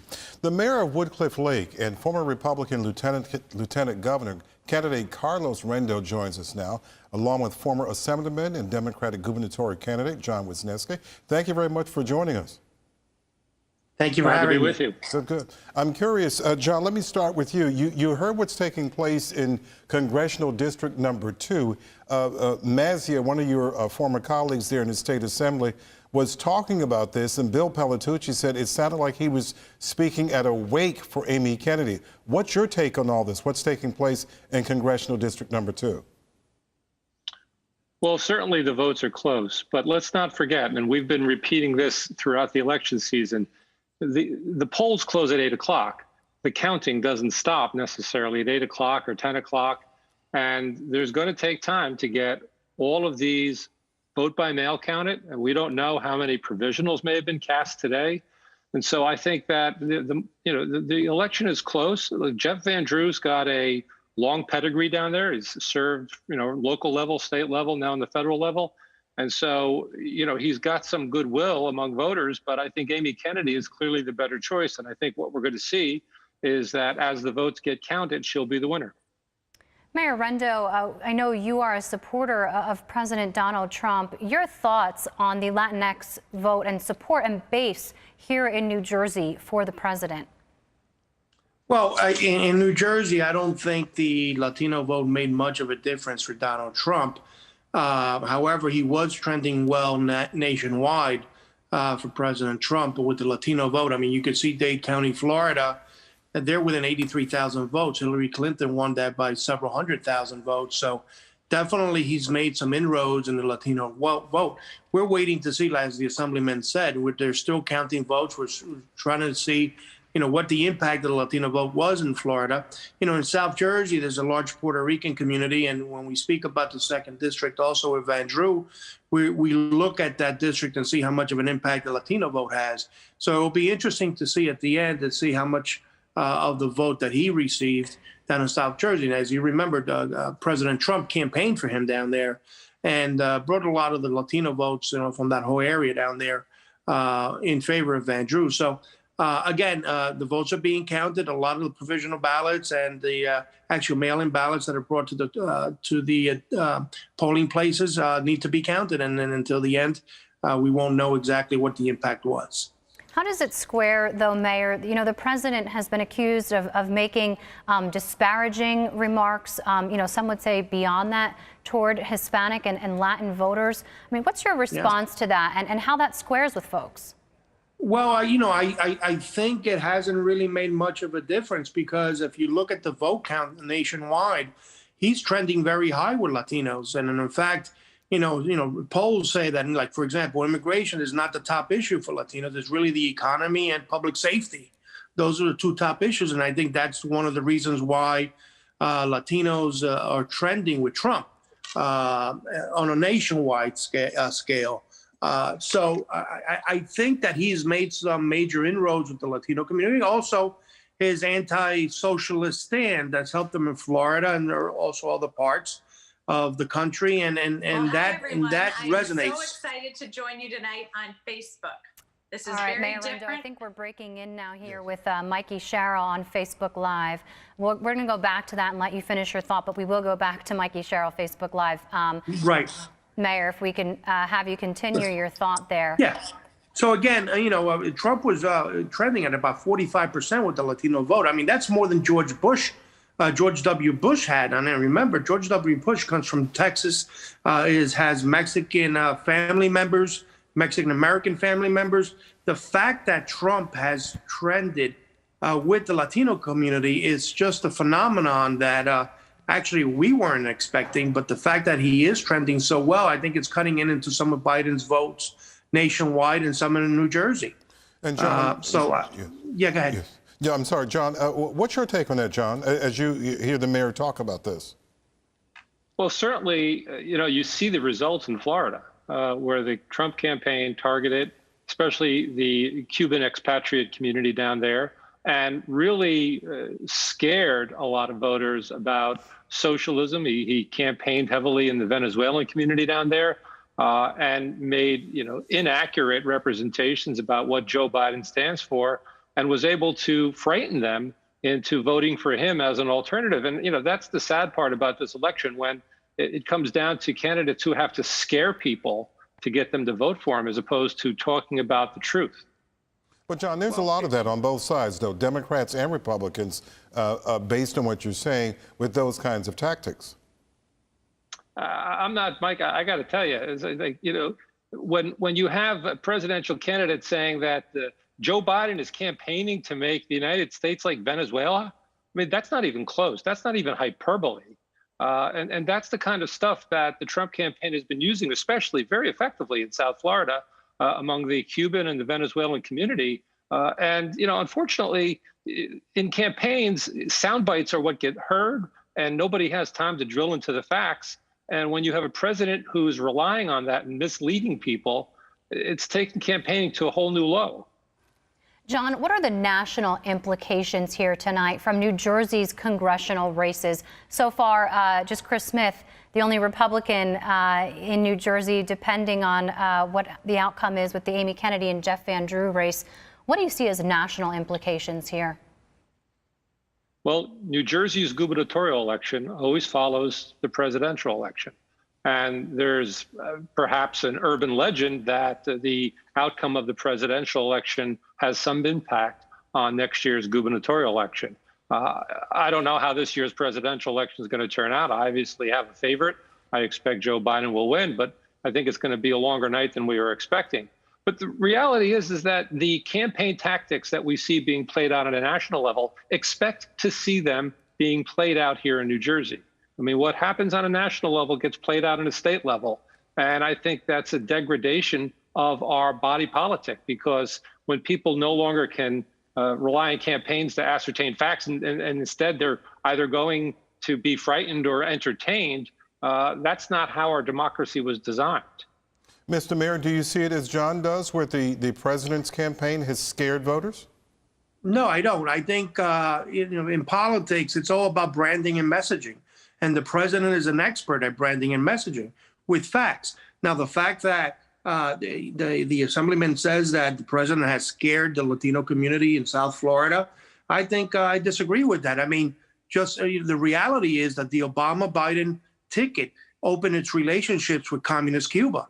And there was trade with communist Cuba, and there were relationships with communist Cuba. And that doesn't play well with the Latino community, and that's a fact. So the Latino community in South Florida, and the Venezuelans, for that effect, see as the approachment of Biden and Obama with Venezuela and Cuba as an indication of a socialist bent, maybe to appease the AOCs of the world, but that is a fact.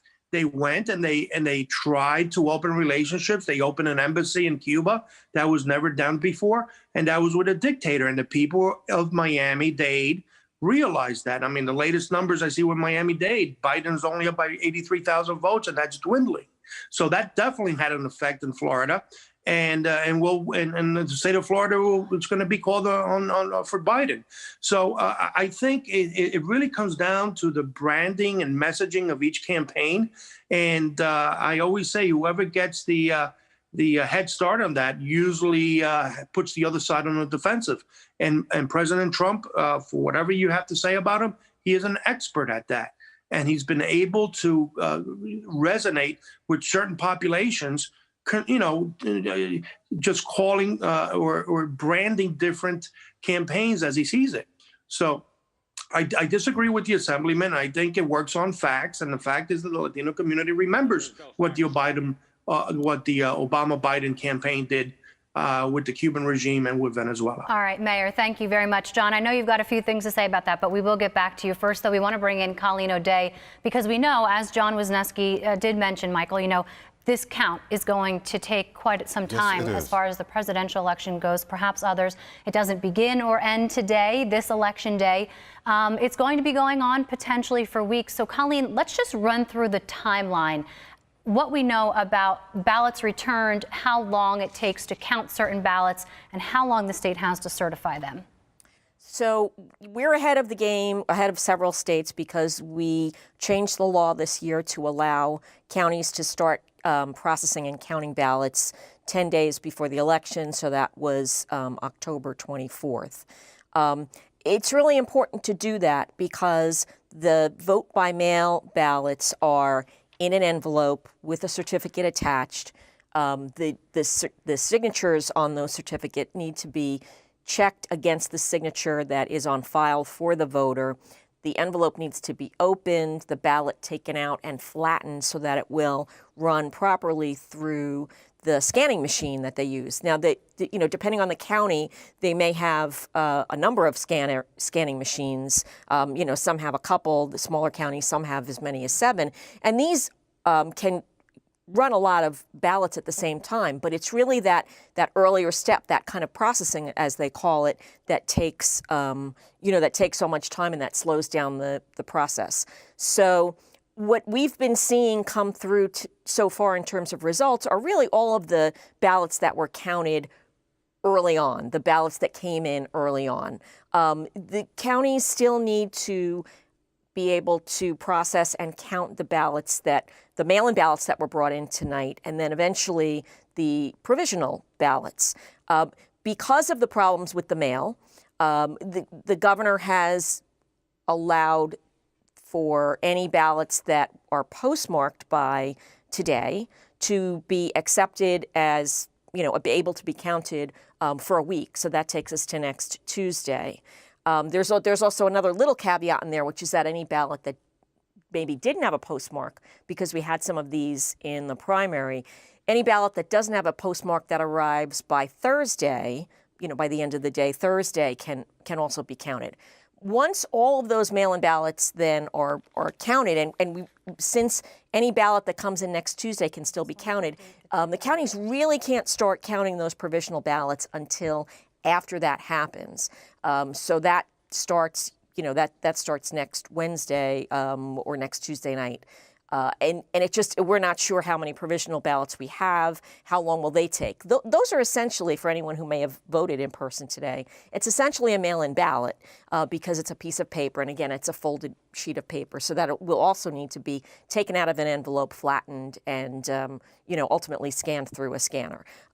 November 20th is the day that county boards of canvassers need to finish their results and certify their results, and then they've got 3 days to send them to the Secretary of State. So, it's certainly possible that we're not going to have, we definitely won't have official results probably until the 20th. Sure. But it's certainly possible we won't even have, final results, unofficial results, until pretty close to then. That's right, Okay. yeah. You know what, let's get the take here of Hanal Patel, the director of the Democracy and Justice Program with the New Jersey Institute for Social Justice. Hanal, I'm curious about your overall take on the job election officials have done with what is a really intricate process with these mail-in ballots.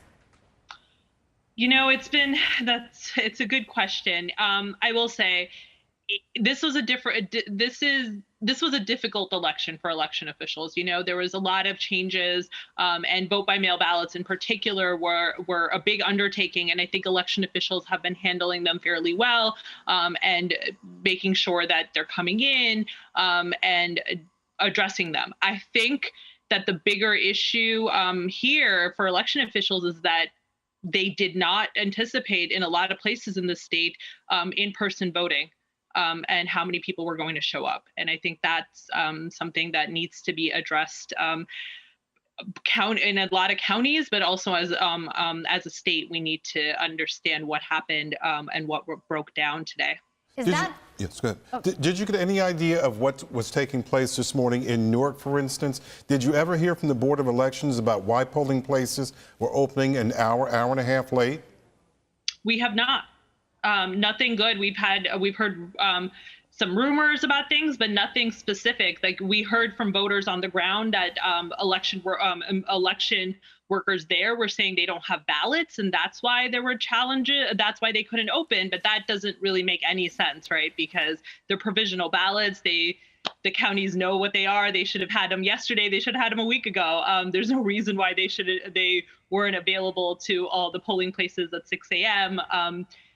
So I don't know if I don't know if that is true. There might be other reasons, but that's what we had. Several locations in Newark were just not open. We had lines of voters waiting outside trying to get in, and there we were. Does the state do some kind of audit to find out, based on facts, what happened here? Yeah, the good question. The Secretary of State's office doesn't have authority to investigate broader issues. However, this is the type of thing that I do think the state needs to look at. This is a majority people of color city, the biggest city in our state, which is 50% Black. And we saw these issues, people waiting online for an hour and a half, people having to leave because they had to go to work and they couldn't vote. And this on top of other issues we've been seeing for months now. I know you just had Colleen O'Day. She had a great story on this just a few days ago about issues with Dropbox locations and how in Newark, the biggest city in our state, Newark had 2 Dropboxes, 2. So did West Orange, but Newark had 2, both in the Central Ward.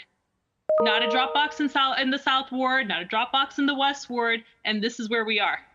So we have to be asking these questions. What happened here? Why did everyone I don't know if it was complacency or if they didn't care. I don't know what it is, but clearly Newark was just not a priority for the county and making sure that they had access to the vote. And we saw problems. We saw problems in Patterson. We saw a lot of long lines in Jersey City. This happens in our cities where our communities of color are, where Black and brown voters are. And this is what we saw today. Hanal, if you're a voter on the ground, do you have an opportunity to seek clarity on something like that? Meaning, did the state have enough, from what you saw today and Colleen saw today, enough election workers prepared to perhaps guide folks, answer those questions, among those who may have been waiting or were having confusion? Good question. I mean, that there's different elements there. I mean, the state had a hotline. And they've had one for a while that I think people have, you can call in and report issues to. And I think they were prepared to handle that. I know the AG's office and the Secretary of State's office were really trying to be hands-on. However, it was really difficult to reach anyone at the county, and the county is in charge. And we had, fortunately, and I still say, voting is over, but if you have any questions, if any voter has questions or concerns, you can still call the Election Protection Hotline, 1-866-OUR-VOTE. Our Election Protection Coalition was in touch all day, and volunteers were fielding calls, hundreds of calls here in New Jersey, where voters were just confused. And no, actual election workers on the ground didn't have answers for them. And weren't able to address any of these situations. Well, we'll try to get more answers here, and I'm sure you will too. Ms. Patel, thank you very much. Thank you for having me. You're welcome. We just want to pause and update you on races that have been called, and here is what we know. The Associated Press has called Joe Biden for the state of New Jersey. The Associated Press has also called Cory Booker as a winner. You're looking at Albio Series there. This is in district number 8. He defeated his opponent there, Mr. Mushnick there. And we're also looking at congressional district number 10. This is mostly in the city of Newark and in Essex County. Donald Payne Jr. winning again. And in congressional district number 11, this is in North Jersey. Mikey Sherrill serving a second term now, according to the Associated Press, winning that district there in North Jersey. In Congressional District number 9, Bill Pascrell, the longtime Democrat and seat holder here, has been declared by the Associated Press going back to Congress for another term. The Associated Press now calling another race. This one is South Jersey as well. This is mostly Camden County, as you're going to see here in just a second. Donald Norcross in Congressional District number 1, the declared winner there by the Associated Press. And the Associated Press now declaring Bonnie Watson Coleman winning Congressional District number 2, easily there, according to the Associated Press. And the only, before tonight perhaps, the only Republican who was a seat holder in New Jersey by election is Christopher Smith. The Associated Press saying that it appears that he's going to win another term there in Congress. He began serving his first term all the way back in the 1980s when Ronald Reagan was president. Yeah, let's take a look here at the latest presidential race, the matchup here with Donald Trump. The U.S. results, 51% of the expected to vote.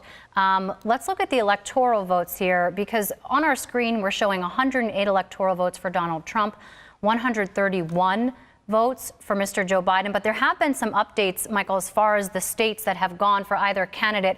Let's take you through just a couple of those. North Dakota, South Dakota, Wyoming, Nebraska, Missouri, Kansas, all added. Oklahoma, Louisiana, Arkansas, Mississippi, of course, were there earlier, all added to the list for Mr. Trump. Colorado and New Mexico have been added, as well as the state of New York for Mr. Biden there. So again, we're still waiting for these key swing states, these states with these prize number of electoral votes that are up for grabs here. And you know, it's interesting as we've been moving through the night, some of the areas that we knew that we would see results from, and some others that we perhaps didn't know. Right. And we're still looking at, as David pointed out, Florida is still in question here, but it looks like it's leaning toward Donald Trump, along with North Carolina, and it looks like Pennsylvania as well. For some context now and analysis on all that we have been reporting tonight, let's go back now to the Dean of New Jersey Politics, our very own Chief Political Correspondent, Michael Aaron. Michael, what are you looking at now, and what's caught your attention? I'm looking at what you just said about Florida and Pennsylvania and North Carolina. Clearly, the Biden landslide has not materialized. I'm also looking at the state of New Jersey. I thought the Democrats would sweep all 3 contested races, but it looks like Amy Kennedy came up short. I'm also thinking about Chris Smith, who you spoke of a minute ago, who's about to serve his 40th year in Congress. You know, he's the accidental congressman. He was a right-to-life activist as a very young man 40 years ago. He was the Republican candidate for Congress in a hopelessly Democratic district. The congressman, Frank Thompson, in that district got caught up in the famous Abscam scandal, was drummed out of Congress, and there was nobody to run against Chris Smith. So Smith got elected. He was probably 30 years old, and he's never lost since. So how do you account for him still being in office if he won in such a way like that, Michael?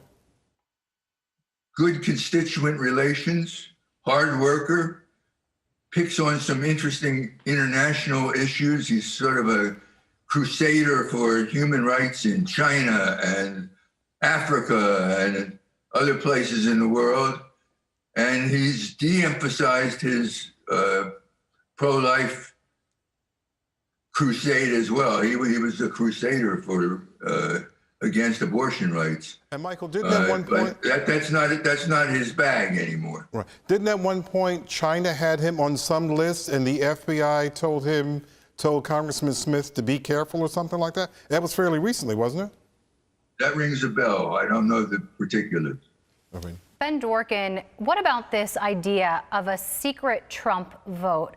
Does it exist? And does it become problematic either way if the president, in fact, loses this race? Well, I don't know if it'll become problematic. Pollsters were telling us heading into this election that there was more likely to be a secret Biden vote in some of these white, rural, working class areas. And by working class, we're talking about people, whites who don't have more than a high school degree. So we thought that there might be actually some Biden votes in that area who just weren't going to show off and didn't want to tell anybody about it. But what we're seeing so far around the nation is that Donald Trump is doing particularly well in these white working class areas. It seems that the Biden effort to reduce those margins has not been as effective as they probably wanted, which is why a lot of these battleground races are closer than what some of the polling indicated heading into Election Day. Yeah, I mean, Biden said, I believe it was just this weekend, if Florida goes blue, so does the country. Is that an accurate assessment?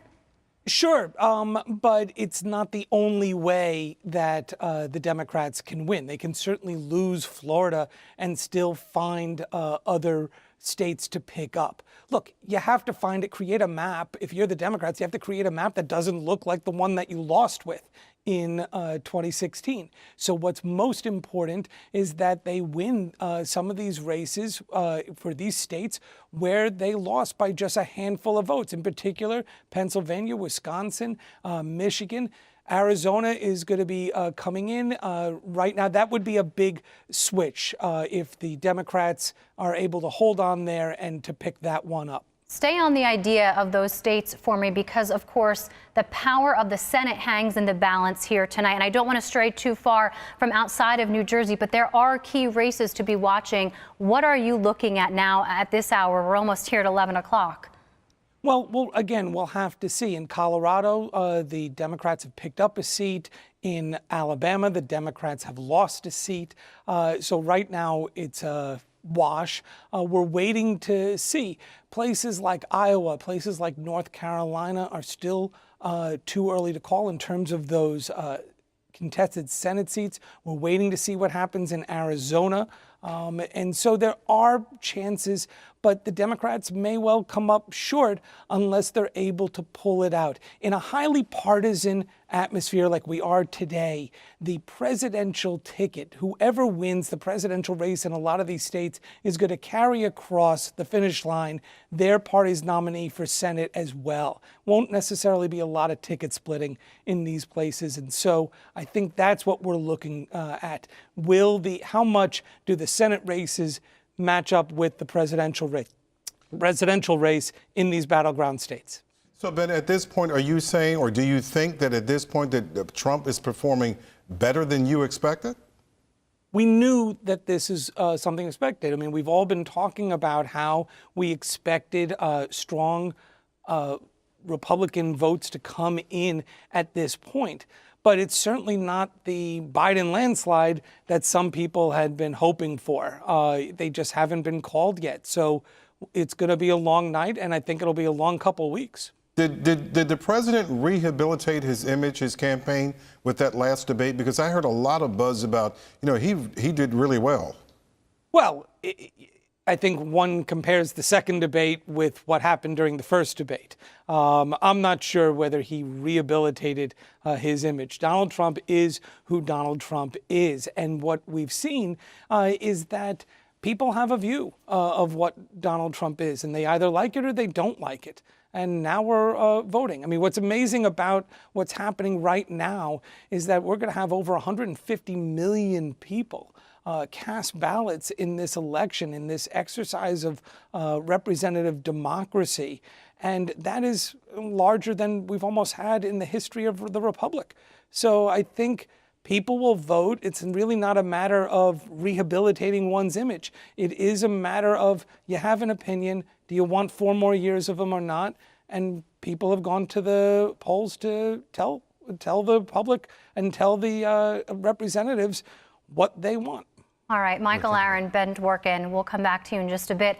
We do have some big news tonight for New Jersey as far as the ballot referendum goes. We have 2 of the ballot questions declared at this point, Michael. The constitutional amendment to legalize recreational marijuana for adults age 21 and over has passed overwhelmingly. Of course, that was expected as far as the polls go, and the numbers here hitting actually pretty darn close to what our polls showed. 67% of the expected vote here in favor to 33% of the vote. And then let's move, of course, to the second question that's passed now, the property tax exemptions for veterans who did not serve in wartime. 77% overwhelmingly there, the vote of the expected vote. Let's bring in John Reitmeyer, if he's standing by for us, who has written extensively about this. John, let's start with the initiative for marijuana. This was, of course, quite the conversation before COVID hit. It has continued. What does this mean for the state? And let's talk numbers here as far as revenue goes. Yeah, that's going to be a big issue going forward. The state could certainly use the money. There were some lofty revenue estimates that were initially put out when this issue was first, Governor Murphy backed legalization of marijuana as a candidate. And went through the legislature. They didn't get it over the finish line late last year, making it a law through the legislative process. They decided to put it on the ballot as a constitutional amendment. If you look at the nonpartisan analysts in the legislature, they predict about $125, $130 million from legalized marijuana. We have a $40 billion budget in New Jersey, so not a big amount of money. But at the same time, the budget's been short, and there are projections due to the ongoing pandemic that revenues will come up short through next spring. And so every dollar counts in terms of trying to keep programs funded and services going forward during the pandemic. The results of the referendum seem to be going along the lines of how this was polled headed into the election. And so, now, when we last talked, we had about 30% of the vote in. Now we have about 60% precincts reporting, so a good deal more information and a strong enough indication that AP has called legalization. I would like to say, though, that there's still a lot of work that has to be done in the State House. This just legalizes marijuana use just for adults 21 and over. All of the regulations, how this market is going to operate in New Jersey, still have to be written. And a lot of the issues that tripped up lawmakers as they headed into that vote late last year to try and do it legislatively remain issues that have to be worked out. And so we may be in for a wait before anyone who's eager to smoke marijuana or use marijuana legally will be able to do so, waiting for these regulations to be drafted. But John, if there's foot dragging on this, isn't that a risk after the voters had said for New Jersey, yes, this is what we want? Yeah, and I think that these results provide some air support for some of those lawmakers who were reluctant to get to yes on this. So now that the will of the people, and by such a wide, a 2-to-1 majority, by such a wide margin in support of this, and when we last spoke, there were some counties that hadn't come through yet. Now we have results pretty much from a number of the big counties. It's going to be hard for lawmakers to see these results and see this widespread support and participate in any sort of a foot dragging exercise, because clearly the voters have spoken and they want this to happen. Would you say, John, then about a year or so now of regulatory work that needs to be done to set this up? As you said, it's not like this is going to happen overnight. Yeah, it's hard to say for sure, because there are things that could happen more quickly now. But if you remember back to some of the issues that tripped up lawmakers last year, I'm not sure that those issues have really been resolved. Now, on one hand, there's some benefit to the fact that they've already kind of started these discussions and debates and put them on hold pending the results of this referendum. So some of that legwork has already been done. But at the same time, it's hard to say just how much of the issues that held this up previously have been resolved. And, New Jersey's, as we've learned with sports betting, which was recently legalized, New Jersey can be a big player and can, entering the legal marijuana market, New Jersey could be a significant force. And so I think there will be some eagerness on the part of lawmakers to get that going sooner than later. Again, the state needs the money. And the faster that they take action, the sooner that those receipts start flowing into Treasury.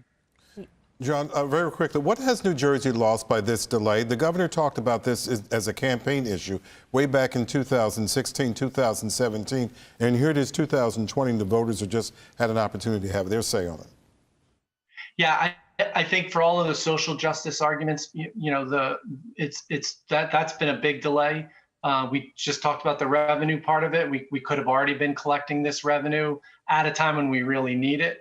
And so you also have other states voting tonight for similar referendums. And so, we're going to be coming into a market that will be more crowded than it may have been around this time last year had this action been taken sooner by lawmakers. Yeah, of course, balancing personal and public health implications there. All right, John, thanks a lot. We want to welcome you back here to the 11 o'clock hour. I am Brianna Venozzi. We're live at Montclair State University, just crossing 11 o'clock here, Michael. And I'm Michael Hill. We have a lot to catch you up on, so here's what we know at this hour. Let's take a look at some of the Associated Press results that we have for you. You're seeing there Joe Biden and Donald Trump, the two presidential nominees on your screen right now. Joe Biden with 61% of the expected vote here in New Jersey. Of course, Cory Booker has been declared the winner by the Associated Press, reclaiming his seat for a second term. We're going to move ahead to the 8th Congressional District. Albio Series, 77% of the expected vote. And let's move ahead now with the 10th Congressional District. Donald Payne Jr. declared the winner there, really by a landslide, 86% to 11% of the expected vote in that district, the 10th Congressional District. Mikey Sherrill, the projected winner here, expected vote of 59%. Against her Republican challenger, Rosemary Becky, in the 11th Congressional District. Of course, that was one closely watched and heavy spending in that area.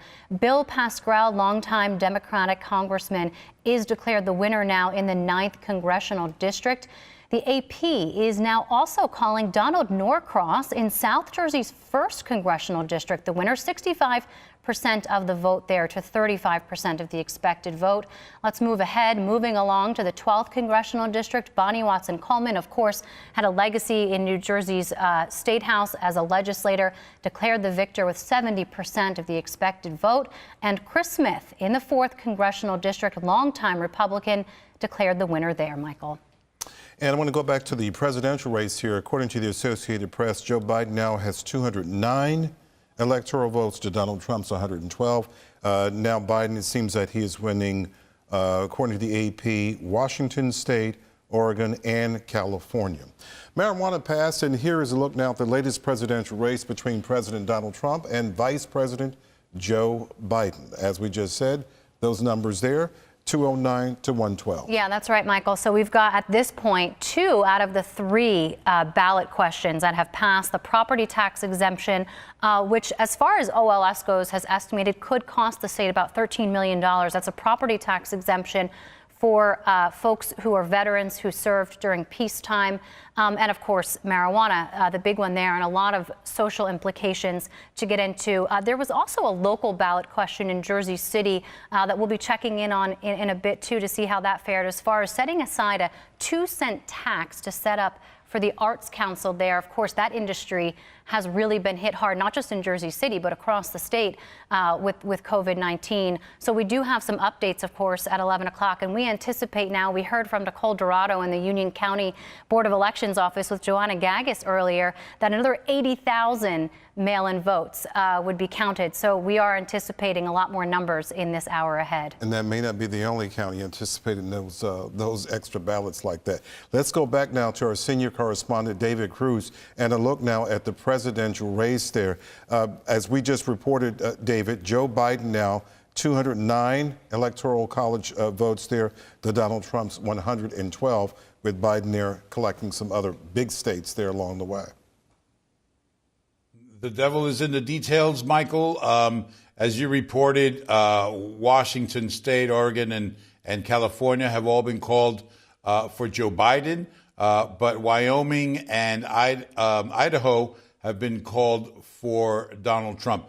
This all comes down to, as we've expected all along, Florida, Texas, and we'll get to those in a second, but really it's kind of this Midwest block of votes of states here, Michigan and Wisconsin, Ohio and Pennsylvania. All of those are trending right now for the incumbent. Wisconsin with 58% of the vote in, 4-point lead for the president there. He is leading by 11 points in Michigan, but again, only 43% of the votes tabulated there, of the expected vote tabulated there, and Wisconsin only 58% of that vote. Ohio, which is trending very much towards the president, has 91% of its expected vote counted. Now, Pennsylvania, which is a critical state for Joe Biden, the president leads there by 13 points with only 46% of the expected votes counted. Now, Florida, Texas, if there was a window for Joe Biden to win this race, it is closing rapidly. In Texas, they are at almost 75% of the votes counted there, and the president leads by 4 percentage points there. They're about at 98% of the votes counted in Florida, and the president leads by 4% there. And then North Carolina, which is another important state for Joe Biden, he is trailing there, but it's really neck and neck. The president has a 1-point lead there. 94% of the votes, the expected votes cast there, have been counted. If Joe Biden loses Florida and Texas, this is where they start watching the map now really super closely tonight. He needs to get Michigan and Wisconsin. If he doesn't win Ohio, all three of those states are trending right now towards the incumbent.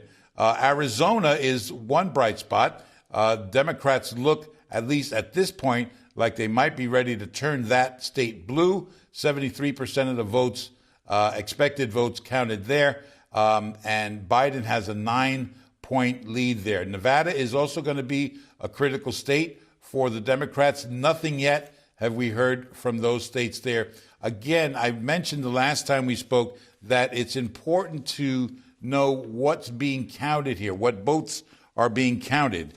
And there are provisional ballots, there are walk-up ballots today, there were mail-in ballots. All of those need to be counted. We should point out that the president has a 4 million vote lead in the popular vote, which is a big turnaround from the last election. David, let's talk about the pre-processing of those ballots. In a state like Pennsylvania, does it have the possibility to completely upend what we're seeing here? Because in some counties, of course, they're not going to begin the count until tomorrow. Other areas of Pennsylvania will begin tonight. We saw both candidates almost like a checkerboard in the last few days, the final push before tonight, making multiple stops in areas there. What do you make of that? This is something that Democrats are also worried about. They recognize that a lot of these states are not going to have final vote counts until the earliest tomorrow in some states, and in others 2 and 3 days away. Their fear is that if the president, say, wins Ohio and or Michigan and Wisconsin, if those are called for the president tonight, he may come out and declare victory. And that creates a whole other set of problems for potential votes and votes that may be counted, may not be counted, and that's where you start to get the potential for legal action. We haven't talked much about that tonight, but in the days leading up to this election, the close of the election process, that's all we could talk about was whether or not there was going to be legal action and how many lawsuits were going to come and what states they were going to come from. And so that is something right now that, these guys both paid millions of dollars to lawyers for exactly this purpose, to go through every potential ballot in Wisconsin, Pennsylvania, Ohio, North Carolina. Those are states that are super close right now. And depending on how those states are counting the votes and what votes they're counting today, tomorrow, the day after, next week, that is going to determine what kind of legal action either side may take after these votes are counted, and I'm using air quotes. Yeah, of course, we've been hearing that for weeks, if not months, that this may play out in the courts, likely to play out in the courts. But let's move over to Congress, though, David, because it looks right now like the Democrats are poised to retain control in the House. But what about the makeup of the Senate? The Republican Party holds a slim 3-seat majority. What are we seeing there about the shift of power? This has pretty much been a wash tonight. There are a lot of states that still haven't been fully counted. New Mexico, Arizona have tight races there that have yet to be called. Minnesota, Montana, Iowa, of course. Those states need still to be counted.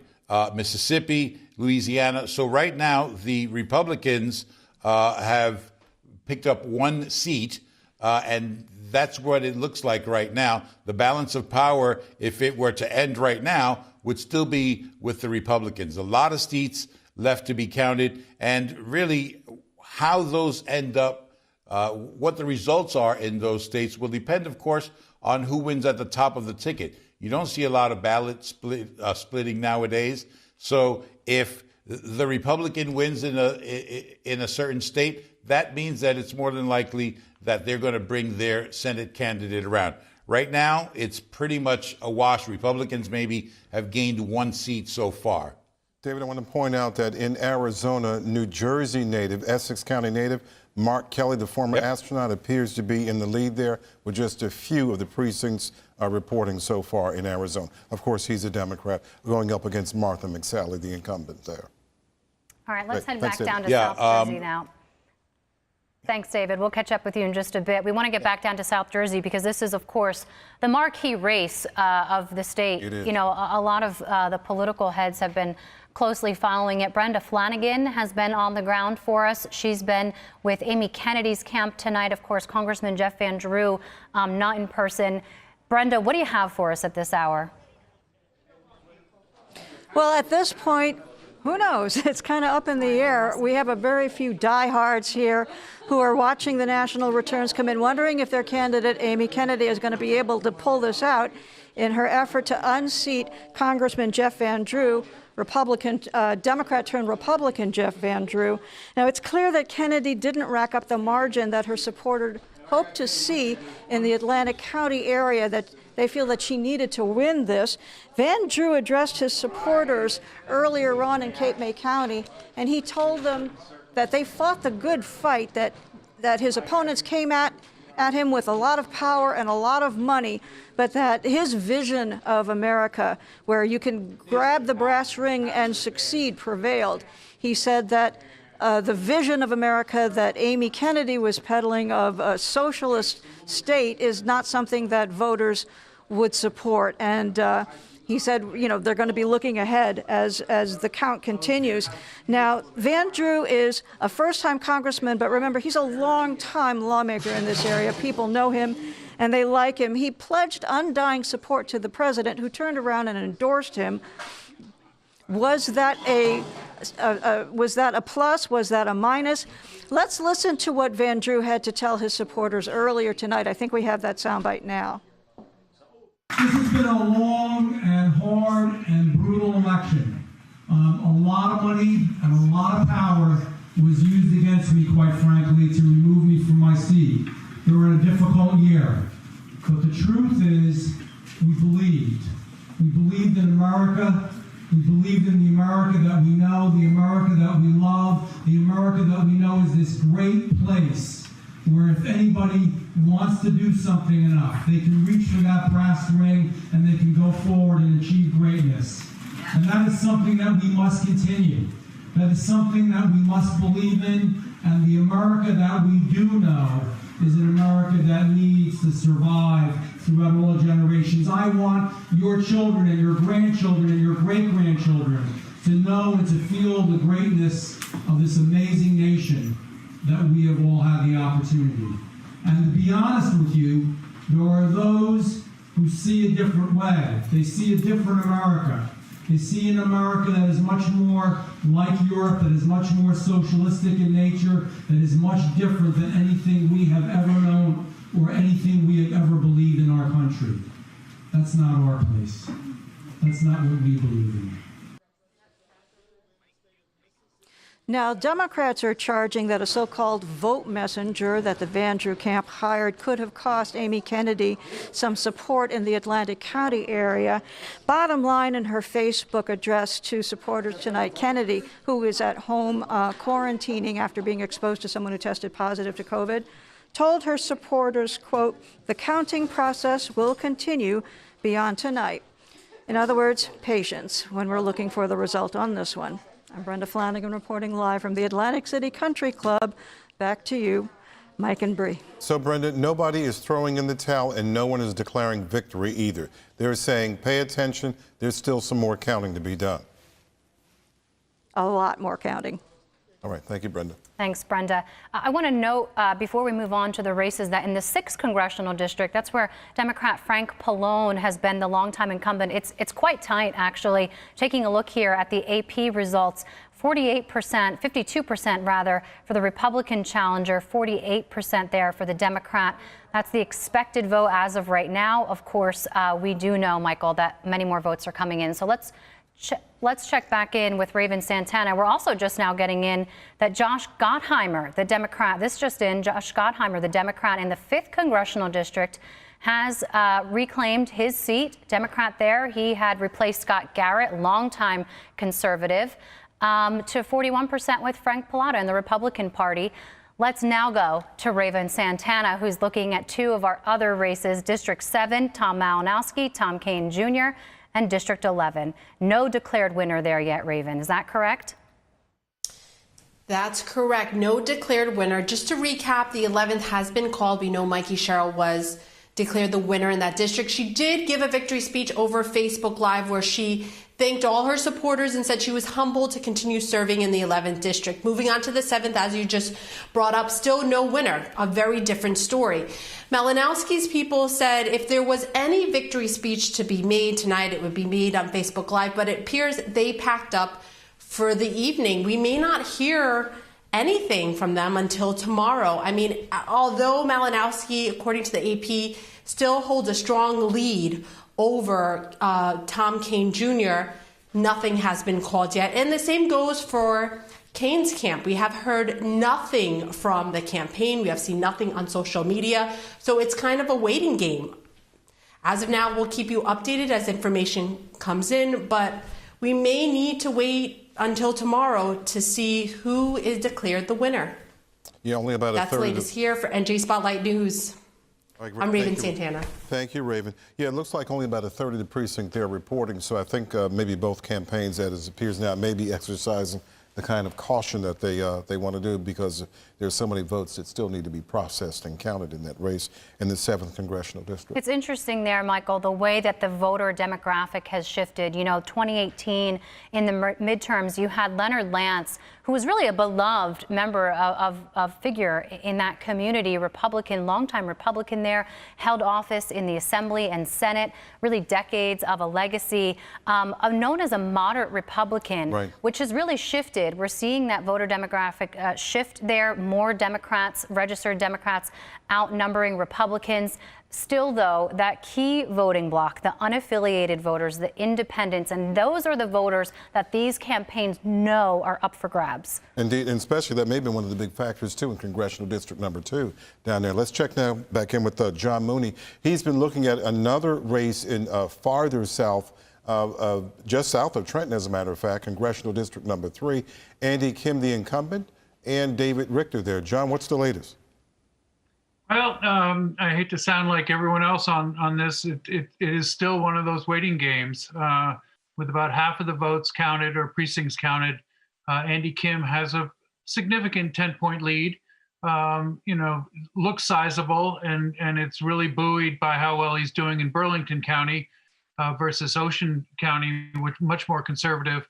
But there's still a bunch of votes to be counted, and Burlington County is known for not being terribly quick in in its counts. And, it sounds like we're going to be waiting a little while to have this one fully decided. But it certainly, at this hour, looks very strong for Andy Kim in vying for his reelection.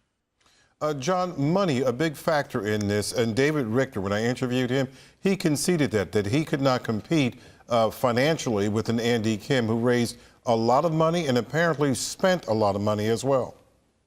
Yeah, that's for sure. And what's interesting was one of the beliefs. I mean, David Richter was actually initially going to be running in the 2nd district against Jeff Van Drew, and was pulled out of that and moved to the 3rd district to do this, to run against Andy Kim.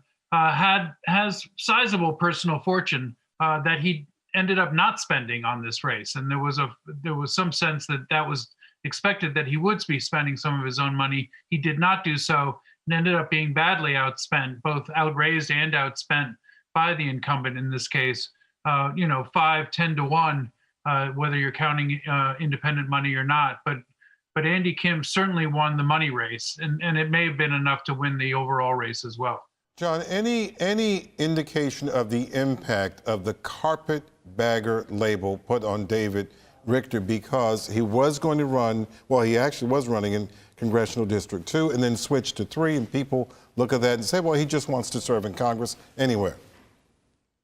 Yeah, I mean, I don't think that helps him. I mean, clearly, moving around, I think he has several homes that he was sort of moving around, deciding which race he was going to run in. It didn't certainly set down the roots in a community that are important in these kinds of races or certainly matter. Andy Kim, on the other hand, worked very hard to build the local base and had a lot of folks working for him within the district. And that was something that David Richter just wasn't able to tap. But this is, Andy Kim, it took him 9 days to be declared the winner last time. And I had earlier tonight said that I didn't think it would take that long, but I've also learned that nothing is as you predict in these times. So it looks like it's certainly going to be at least another day or so to determine this race. But John, right now, no declared winner, no one giving any concession speech like that at this point in this race. At this point, none. All right, great. Thank you, John. Michael, I'm thinking about the spending here. Some have looked at this and said the reason that some of the national groups on the Republican side, for example, didn't spend in districts particularly like the 3rd may have been a foregone conclusion that the uphill battle against incumbent Andy Kim there may not have been the most effective use of the spending. We know through ELEC reports that the progressive groups have far outspent conservative groups in New Jersey's House races in particular. Some $75 million total, about $26 million was spent by independent groups. I mean, money is key, of course, when we're talking about being sandwiched between New York and Philadelphia, and it's not cheap to get ads on the air. And maybe the national Republicans looked at this and said, now, wait a minute. If this is a candidate who really wants to win this seat and serve in Congress and represent this district, if he's not investing his own money in this race, what does that tell us about his level of confidence, perhaps, to win? So it should be interesting. We'll find out for sure. Indeed. Former Assemblyman and 2017 Democratic gubernatorial candidate John Wisniewski joins us once again, along with Republican strategist Bill Palatucci. Thank you very much. Bill, let me go back to you first. What are you seeing tonight with this this national race, the presidential race that you like? It feels a lot like 2016, Michael. Polls early on this week showed that Joe Biden was ahead in all these states, including Georgia, including North Carolina, Florida, and, a lot of surprises. These numbers in Virginia are very surprising as well. So in that sense, it has a very much like a 2016 feel. Now, that said, it's a very different process now in counting these votes. A lot to go in Wisconsin and Michigan and Minnesota and Pennsylvania, Iowa and Arizona. So nothing's over yet, but I'm surprised at the president's strength in some of those states that I mentioned. Bill, I just want to give you an opportunity. Last we were speaking was about the mail-in ballot situation here, right. The convenience and access issue. Well, right. And Michael and I were having it back and forth as I was saying, the governor of New Jersey made it very easy. As I said before, the postman hand delivers the ballot to your house. You can, stay in your pajamas, fill it out, and then put it back in the mailbox, and the mailman will pick it up the next day. You, Brianna, rightly made the point the Republicans didn't like the process, and that is true. We didn't like the process, and that's why you saw, and I think you're seeing this particularly in the 7th Congressional District. The early vote is very much a Democratic vote because Democrats, like the system, responded quickly, and Republicans have not. They decided not to mail their ballots. They decided to drop them off or to vote provisionally today. So we'll have a longer way to go. So my point, even though New Jersey made it easier to vote this time, that didn't mean that Republicans wanted to utilize it in that way. John Wisniewski, has the night gone in the way that you've expected with our results here in the House, in the Senate, and as far as the presidential race stands right now? Well, I didn't expect Joe Biden was going to do very well in Florida. The polls showed him very close. And as I said earlier in the evening, the night's still young, at least in terms of counting votes. I think that we've seen a lot of things changes. We've now got vote by mail, and not just in New Jersey, but almost nationally. And I think what's going to have gone by the wayside with this election and perhaps others after it is the tradition of an election night victory or concession speech on a national level. You heard from, I think it was Michigan and Minnesota, that they're not going to be able to finally tally all of their votes until midweek or later in the week. And so the word of the day for anybody following this election is patience. We're not going to know all the votes and how they're counted until tomorrow at the earliest, and probably later this week. John, I'm curious about something. I'm looking at the electoral map of the presidential race so far, and I want to go through this. David Cruz pointed this out at the top of the hour. And we're talking about these are the states that are leaning toward Donald Trump at this point. And I want to know from your perspective, what is it that you hope to see that says that Joe Biden can be that you see is a pathway for Biden to win this race? Right now, for instance, Texas, 38 electoral votes, 76% of the votes leads, but Donald Trump leads by 5 points. In Florida, 98% of the votes in, 29 electoral college votes there, Donald Trump leading by 3 points. In Georgia, Donald Trump is leading. In North Carolina, Donald Trump is leading with 94% of the votes there, and 90% of the precincts reporting there, and 15 electoral votes at stake. Same thing in Pennsylvania, 50% of the votes in. Donald Trump leaning toward him right now. Same thing in Ohio, same thing in Wisconsin. What is it that you see potentially on this map that we don't see that you think still shows that Biden has a pathway to victory tonight? One of the things that Joe Biden had throughout this election was multiple pathways, not a very narrow pathway, but a very broad pathway. He's going to win Arizona. He's going to win Minnesota. He's going to win Michigan. He's going to win Pennsylvania. Remember, to look at any of these states at this point in time, where some states are reporting same-day voting first, other states are reporting vote by mail first, other states who couldn't have started voting, counting the vote by mail today are going to be reporting them later. So it's a mixed pot. But if you look at where we were before today began, Joe Biden consistently led in Pennsylvania. Joe Biden consistently led in Arizona. And you look at the numbers coming out of Arizona, that race is all but over. And you're going to see the same thing in Minnesota, Wisconsin, and Michigan, and Pennsylvania. And there is the race. We don't need to win Texas. We don't need, nobody ever really thought we were going to win Texas. We don't need to win Florida because Joe Biden has a clear enough path with those other states. Of course, though, if you're in those campaigns, you want this to be a landslide because, as David Cruz brought up just a bit earlier, it's very likely that we're going to see some of the courts involved, the Supreme Court involved here.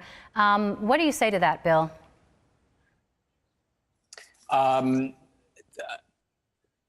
Listen, landslide victories here. I mean, if you're looking at this strictly from a strategical point of view, knowing that a lot of these votes are going to take time to process and count, and how it could be contested.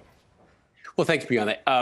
Yeah, listen, I don't think anybody was thinking landslide before today, and shouldn't be thinking landslide yet.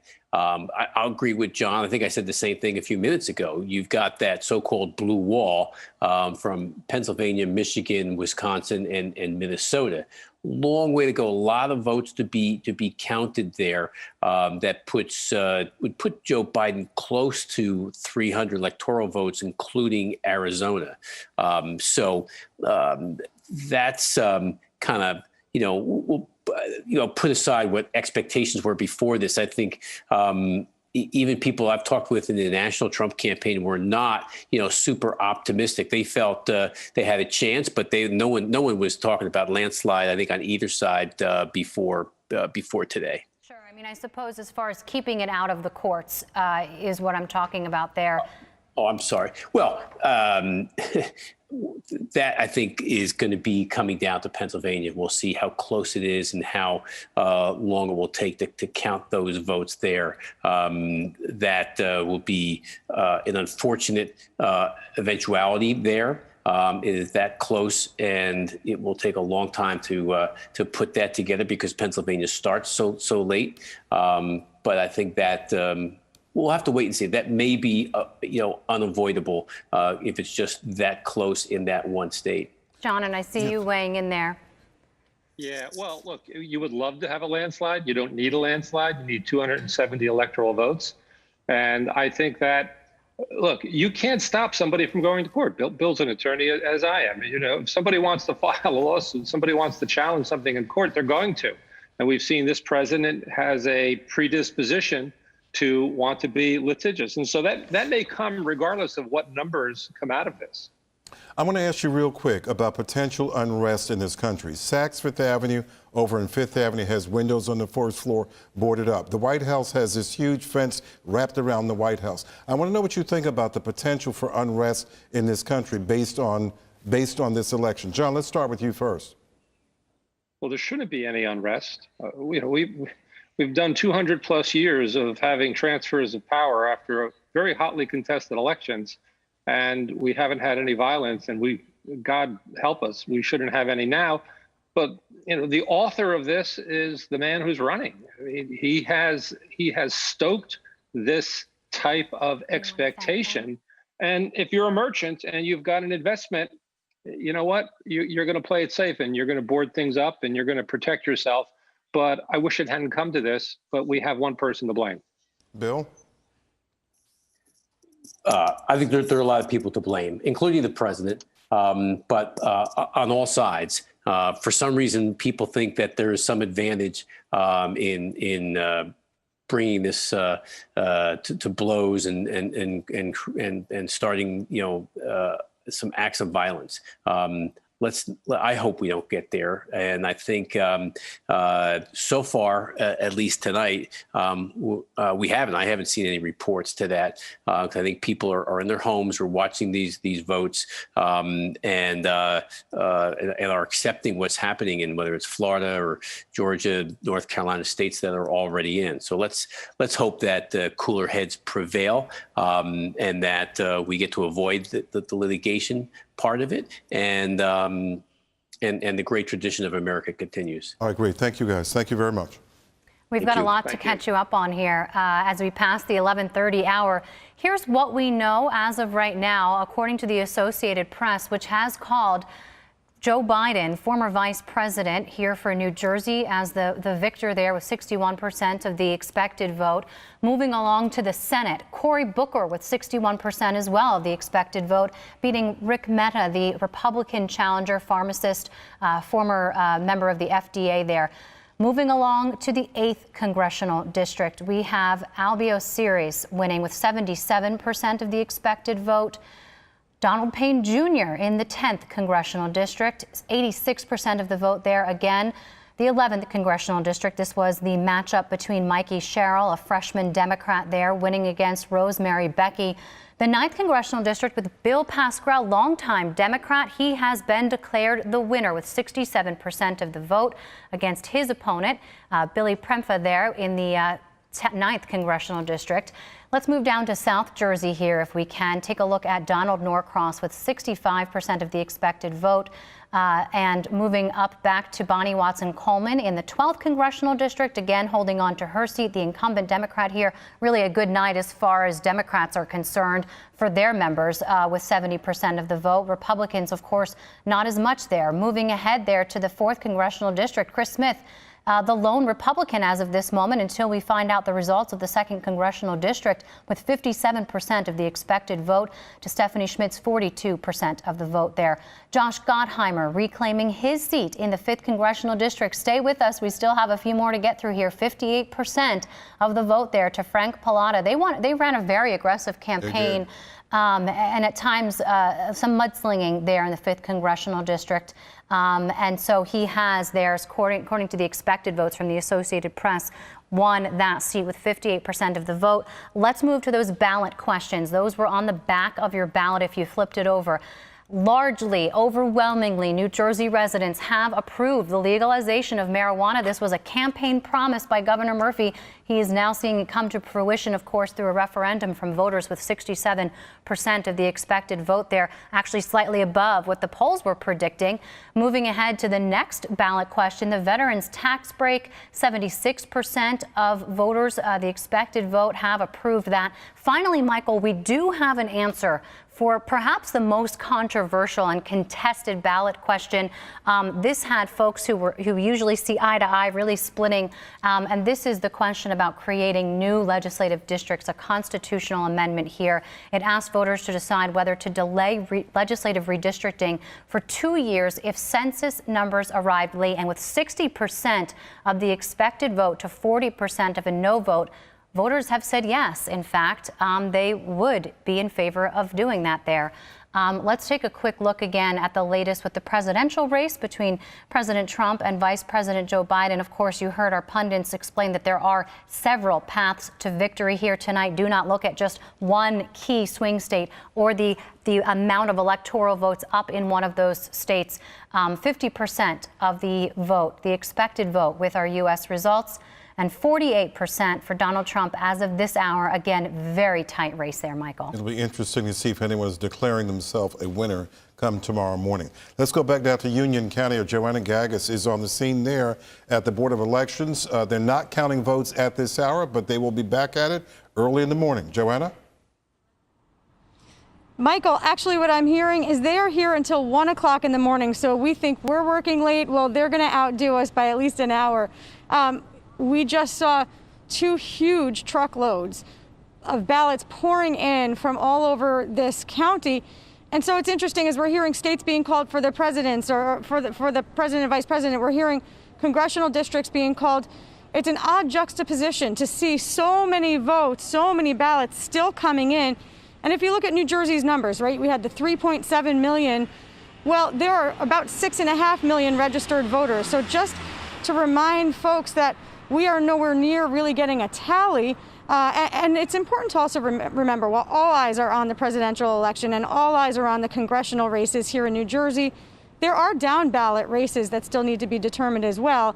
And so there's still a lot to be determined. And these guys are going to be putting in the time, not just tonight, that, like I said, work until 1 o'clock in the morning. They've got days and weeks of work ahead, people hired just for this process. So it's really going to be interesting to see what the next few days really tell us. Joanna, stay there for us. We do want to bring in Colleen O'Day, who has also been largely tracking how this entire vote by mail process has rolled out from start to finish. Colleen, we've talked about discrepancies, issues with signatures. I mean, what are you seeing at this hour that stands out to you that may be one of our lingering questions as we head into the very early hours of the morning? So what we really don't know yet is how many ballots might be rejected. We know how many have been submitted, up to about 3.8 million as of about 4 o'clock today, according to the state.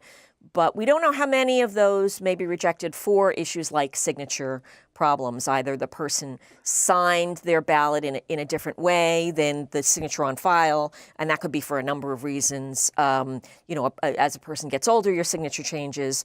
There's also younger voters, maybe first-time voters or very young voters who maybe never learned penmanship in school. I actually have one of those. And so they don't really have a signature. So that's kind of hard to match. And then there is also an issue that we heard about involving those who registered either online or through motor vehicles office, because when you did that, you sign a PIN pad, and unanimously, all of the county election officials that we spoke with said that you just do not sign your name the same way when you use a PIN pad versus when you write pen to paper. So there could be an awful lot of those ballots that wind up being questioned as a result. Colleen, I'm curious about something. Does the state tell us how many people so far have voted by provisional ballot as of today? Boy, they don't. It would be a really, really good thing to have. The governor had kind of teased yesterday that was something he was going to try to find out. But what happens is those ballots now have all been brought in, as Joanna was saying, into the counties, and officials have not had any time to count those and see how many of those there are. Now, we might be able to get some sort of a count in a day or two, but certainly at this point we have no idea. Now, Joanna, let's bring you back into the conversation. As far as curing these ballots go, Colleen's mentioning signatures from the motor vehicle. The head of the Atlantic County Board of Elections had actually said that every single one of the ballots they received that was sent in by someone who was registered through motor vehicle was rejected because of that signature issue. Are you hearing that, and were you hearing that from Nicole Dorado as you spoke with her this evening? Was that one of the trends they were following? That's not something that's of particular importance here. She said there definitely have been ballots that have been rejected for various reasons. That's not specifically one that was a top concern here. But I can tell you that the focus is on taking their time and doing this slowly to make sure that nothing is missed. And as I think Colleen and I have mentioned throughout the night, those provisional ballots will not be counted until every single mail-in ballot is counted. They want to be sure there's no duplication. They're starting there, so we know there's going to be lag time to even get to those provisional ballots. Colleen, I'm going to bring you back into this. I was in Hudson County yesterday. One of the odd things that I saw was that there were people who were actually returning envelopes, but the envelopes had no ballots. And Michael Harper there, the clerk of the Board of Elections in Hudson County, was explaining there's no cure for anything like that. Other people I saw were returning not just the ballots for this election, but actually returning primary ballots from July 7th. How common is that when you have elections like this taking place, Colleen? I think we would all like to think we've done an awful lot of reporting over the last couple months just to explain how different this election is and how voters, can do things, giving voters tips. But there are still so many people that we don't reach, that none of the news media or the state's public information campaign reaches. And so there really is, anytime you change an election process, there's an awful lot of confusion about it. And so, it's really unfortunate that some people, people still detach that certificate from the ballot envelope as well. There are an awful lot of reasons that a ballot could be rejected for, and unfortunately we'll see how many wind up being rejected in the next few weeks. All right, Colleen O'Day and Joanna Gagas, thank you very much. Moving on now, all eyes on the presidential race. Looks like Vice President Biden has some 209 electoral votes to President Trump's 118. Senior correspondent David Cruz has the latest now on the presidential race, as it is, I don't know if you can say it's tightening, David, or what it is, but it looks like Biden has opened up a sizable lead, at least in electoral votes. But there are a lot of states, as John Wisniewski pointed out, there are a lot of states still hanging in the balance. Yeah, of course. Looks are very deceiving when you look at the totals there of the electoral votes as it stands right now. Here we are, Michael, almost 5 hours since the first polls closed. Pennsylvania has counted 52% of its votes. So is it going to be a long night and maybe a long week? Yeah, it is. After hundreds of millions of dollars and almost 2 years of campaigning, at least on the Democratic side, remember they had a field of 132 candidates when this all started. After all of that, this map looks the same as it was in 2016, with the exception of Arizona. And right now, the map looks the same, and it was as we expected it was going to be, coming down to Wisconsin and Michigan and Ohio and Pennsylvania, and to a lesser degree now Texas and Florida, not to mention North Carolina as well. All of those states still in play, although all of those states I just mentioned leaning towards the president. Now, as I said, Florida's at 98% of their expected votes counted, but Pennsylvania is only at 52, and Michigan is only at 50%. So there's a lot of this race still to be tabulated. And right now, for instance, Nevada, which is a key state for Democrats, they've counted just 1% of their votes. So has it been a long night already? Yes. Will it be a long day tomorrow? Absolutely. It doesn't look like there's going to be any results. And as I said earlier, the last time we spoke, that Democrats were concerned that if the president won Ohio or was declared the winner in Ohio or Michigan or Wisconsin, that he would come out early and declare that he's the winner. And early could be 1 a.m. But as it stands right now, the map is pretty much the same as it was in 2016. After all of this shouting, after all of the angst, after all of the national fear and loathing, we are pretty much as we were in 2016, except for those key states in the Midwest that have to be counted and may not be counted until the wee hours of tomorrow morning, if not in the next few days to come. So very much up in the air right now. But this landslide that Democrats were talking about in the weeks up to the election, not happening tonight. David, I had heard earlier today that there was a chance that Vice President Biden would come out sometime tonight to make some kind of a statement. Have you heard anything more about that? I have not heard anything about that, but it would not be unusual, and it certainly would be smart of him to do.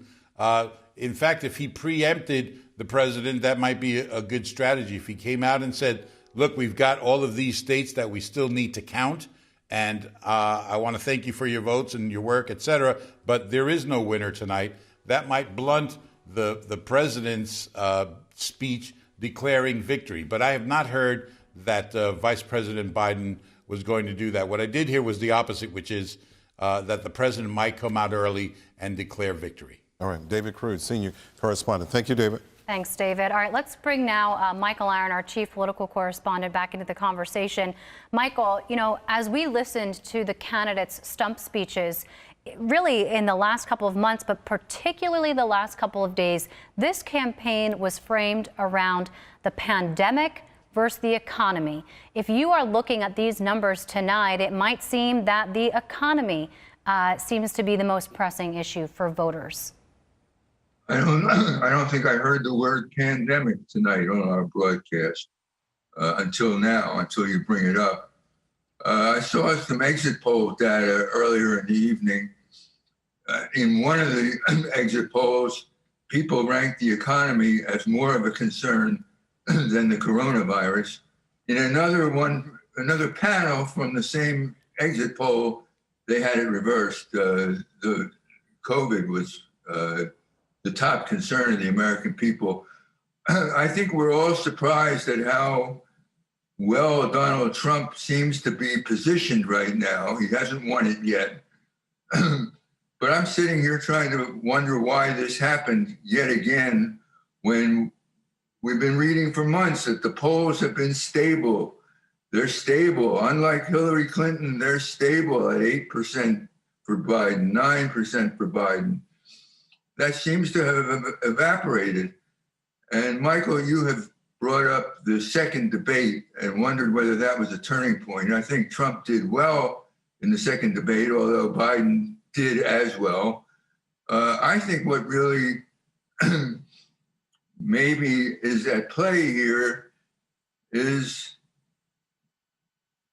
Trump is a showman. These rallies, the images of these rallies. There was an image of Joe Biden on the screen earlier tonight talking in a megaphone to about 24 people. Now, I don't know what that event was, and it's not fair to compare it to a campaign event, but you see Biden surrounded by 24 people compared to Trump's 15,000 or whatever number he gets. And you know that you're going to get a show with that rally. You know, when he goes off script, you don't know what you're going to get. And apparently you do know what you're going to get more or less with Biden, and America seems to be opting for the showman. Into this, of course, too. But earlier today, I had a conversation with Krista Jenkins of the FDU poll and Patrick Murray of the Monmouth Polling Institute. And basically, they told me that the national polls have been showing really high accuracy, and that when it comes to state polls, you know, there may be some discrepancies, but the national polls have really been on the mark. I mean, you have done numerous interviews with these pollsters leading up to tonight. It doesn't seem to jive, though. All right, Michael, we'll come back. Who's that question to? That's to you, Michael. I mean, you've been talking to these pollsters about the fact that the accuracy of what they're seeing nationally really is quite high. I mean, how does this jive then with what we're seeing on our screens from the Associated Press and the results that are coming in, the returns? I don't know how they jive. You're saying that the pollsters think that they do a better job within their states than polling nationally? Is that quite the opposite? You know, quite the opposite, Michael, that the national polls have really been spot on. And Ben, let's bring you into this conversation here. As far as tracking this and seeing how tight the numbers are, I wonder what you make of just how close the margins are. It's really just a nail biter at this point. Well, I think there's really two things that we have to keep in mind. First of all, there's a huge amount of votes that have not yet been counted in a couple of these battleground states. We know that Michigan, Wisconsin, Pennsylvania, by and large, do not count the mail-in ballot, which we've estimated and expect to be favorable to the Democrats, but they don't count that huge amount of mail-in ballots until today.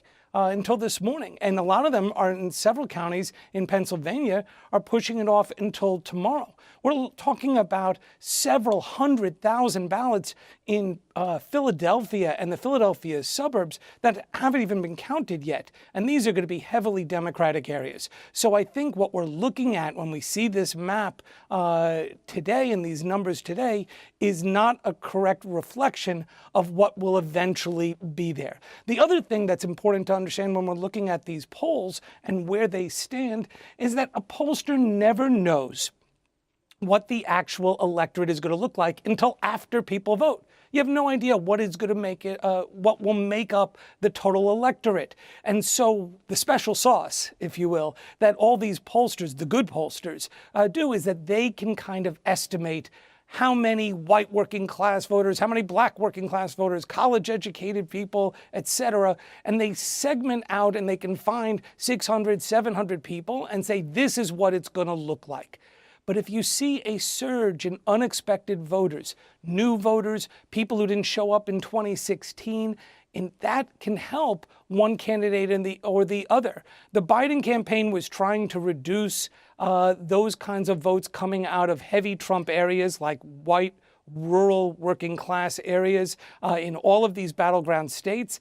I'm not sure how well they did. We're going to have to wait until the full vote is counted to really understand. But I think that's why the polls seem incongruous with what we're looking at on the screen tonight. Ben, do you think there's an opportunity here then that maybe sometimes the pollsters are talking to people who may not be giving the pollsters the answers that maybe the pollsters want to hear, or that these people who are being polled aren't telling pollsters what they truly feel? I'm not sure that we really see any evidence that people are lying to the pollsters. On the contrary, in a world of social media where everybody wants to proclaim and put out everything about their lives and what they're doing and what they're having for lunch and what their kid did at school today, it's hard to imagine that we just have massive amounts of people who are lying. When they get asked. People want to share what they have to say and where they believe they stand when it comes to politics. So looking at this, Ben, through the lens that we were talking about with Michael Aaron of pandemic versus economy, Joe Biden pitched himself as the person to lead the nation through the COVID-19 recovery. It seems, though, that perhaps that may not have been the right message at this hour, as far as what we know. Well, I'm not sure that we know that. And for many ways, and certainly for the Democrats, the pandemic relates to the shutdown in the economy, and that they are absolutely related and interconnected with each other. So it's hard to separate. The Trump campaign seemingly didn't have a consistent message. Polls showed that they were doing better when it came to economic issues, but he hasn't been talking about that. We're picking up pieces in order to understand the kinds of votes we're seeing, and we're trying to string together a little bit more coherence than I think there actually was in the campaign. All right, Ben, we're going to have to leave it there. We thank you and Michael Aaron. Thank you. That's going to do it for us tonight. The big headlines again before we leave you. Senator Booker reclaiming his seat. Mikey Sherrill in the 11th District declared the winner there. Jeff Van Drew and Amy Kennedy in the 2nd District. It's still too close to call. We'll be waiting through the night. In the 3rd District, Andy Kim and David Richter, no call there, no victor declared. And in the 7th District, these are all of the seats, of course, that were flipped blue in 2018. Tom Malinowski and Tom Kean, still no winner. And of course, in the presidential race, no winner declared there yet tonight. We want to thank you and thank Montclair State University for hosting us tonight. And our team, we will have the latest tomorrow from myself, Brianna Vannozzi. And Michael Hill. We thank you for being with us. Have a good night.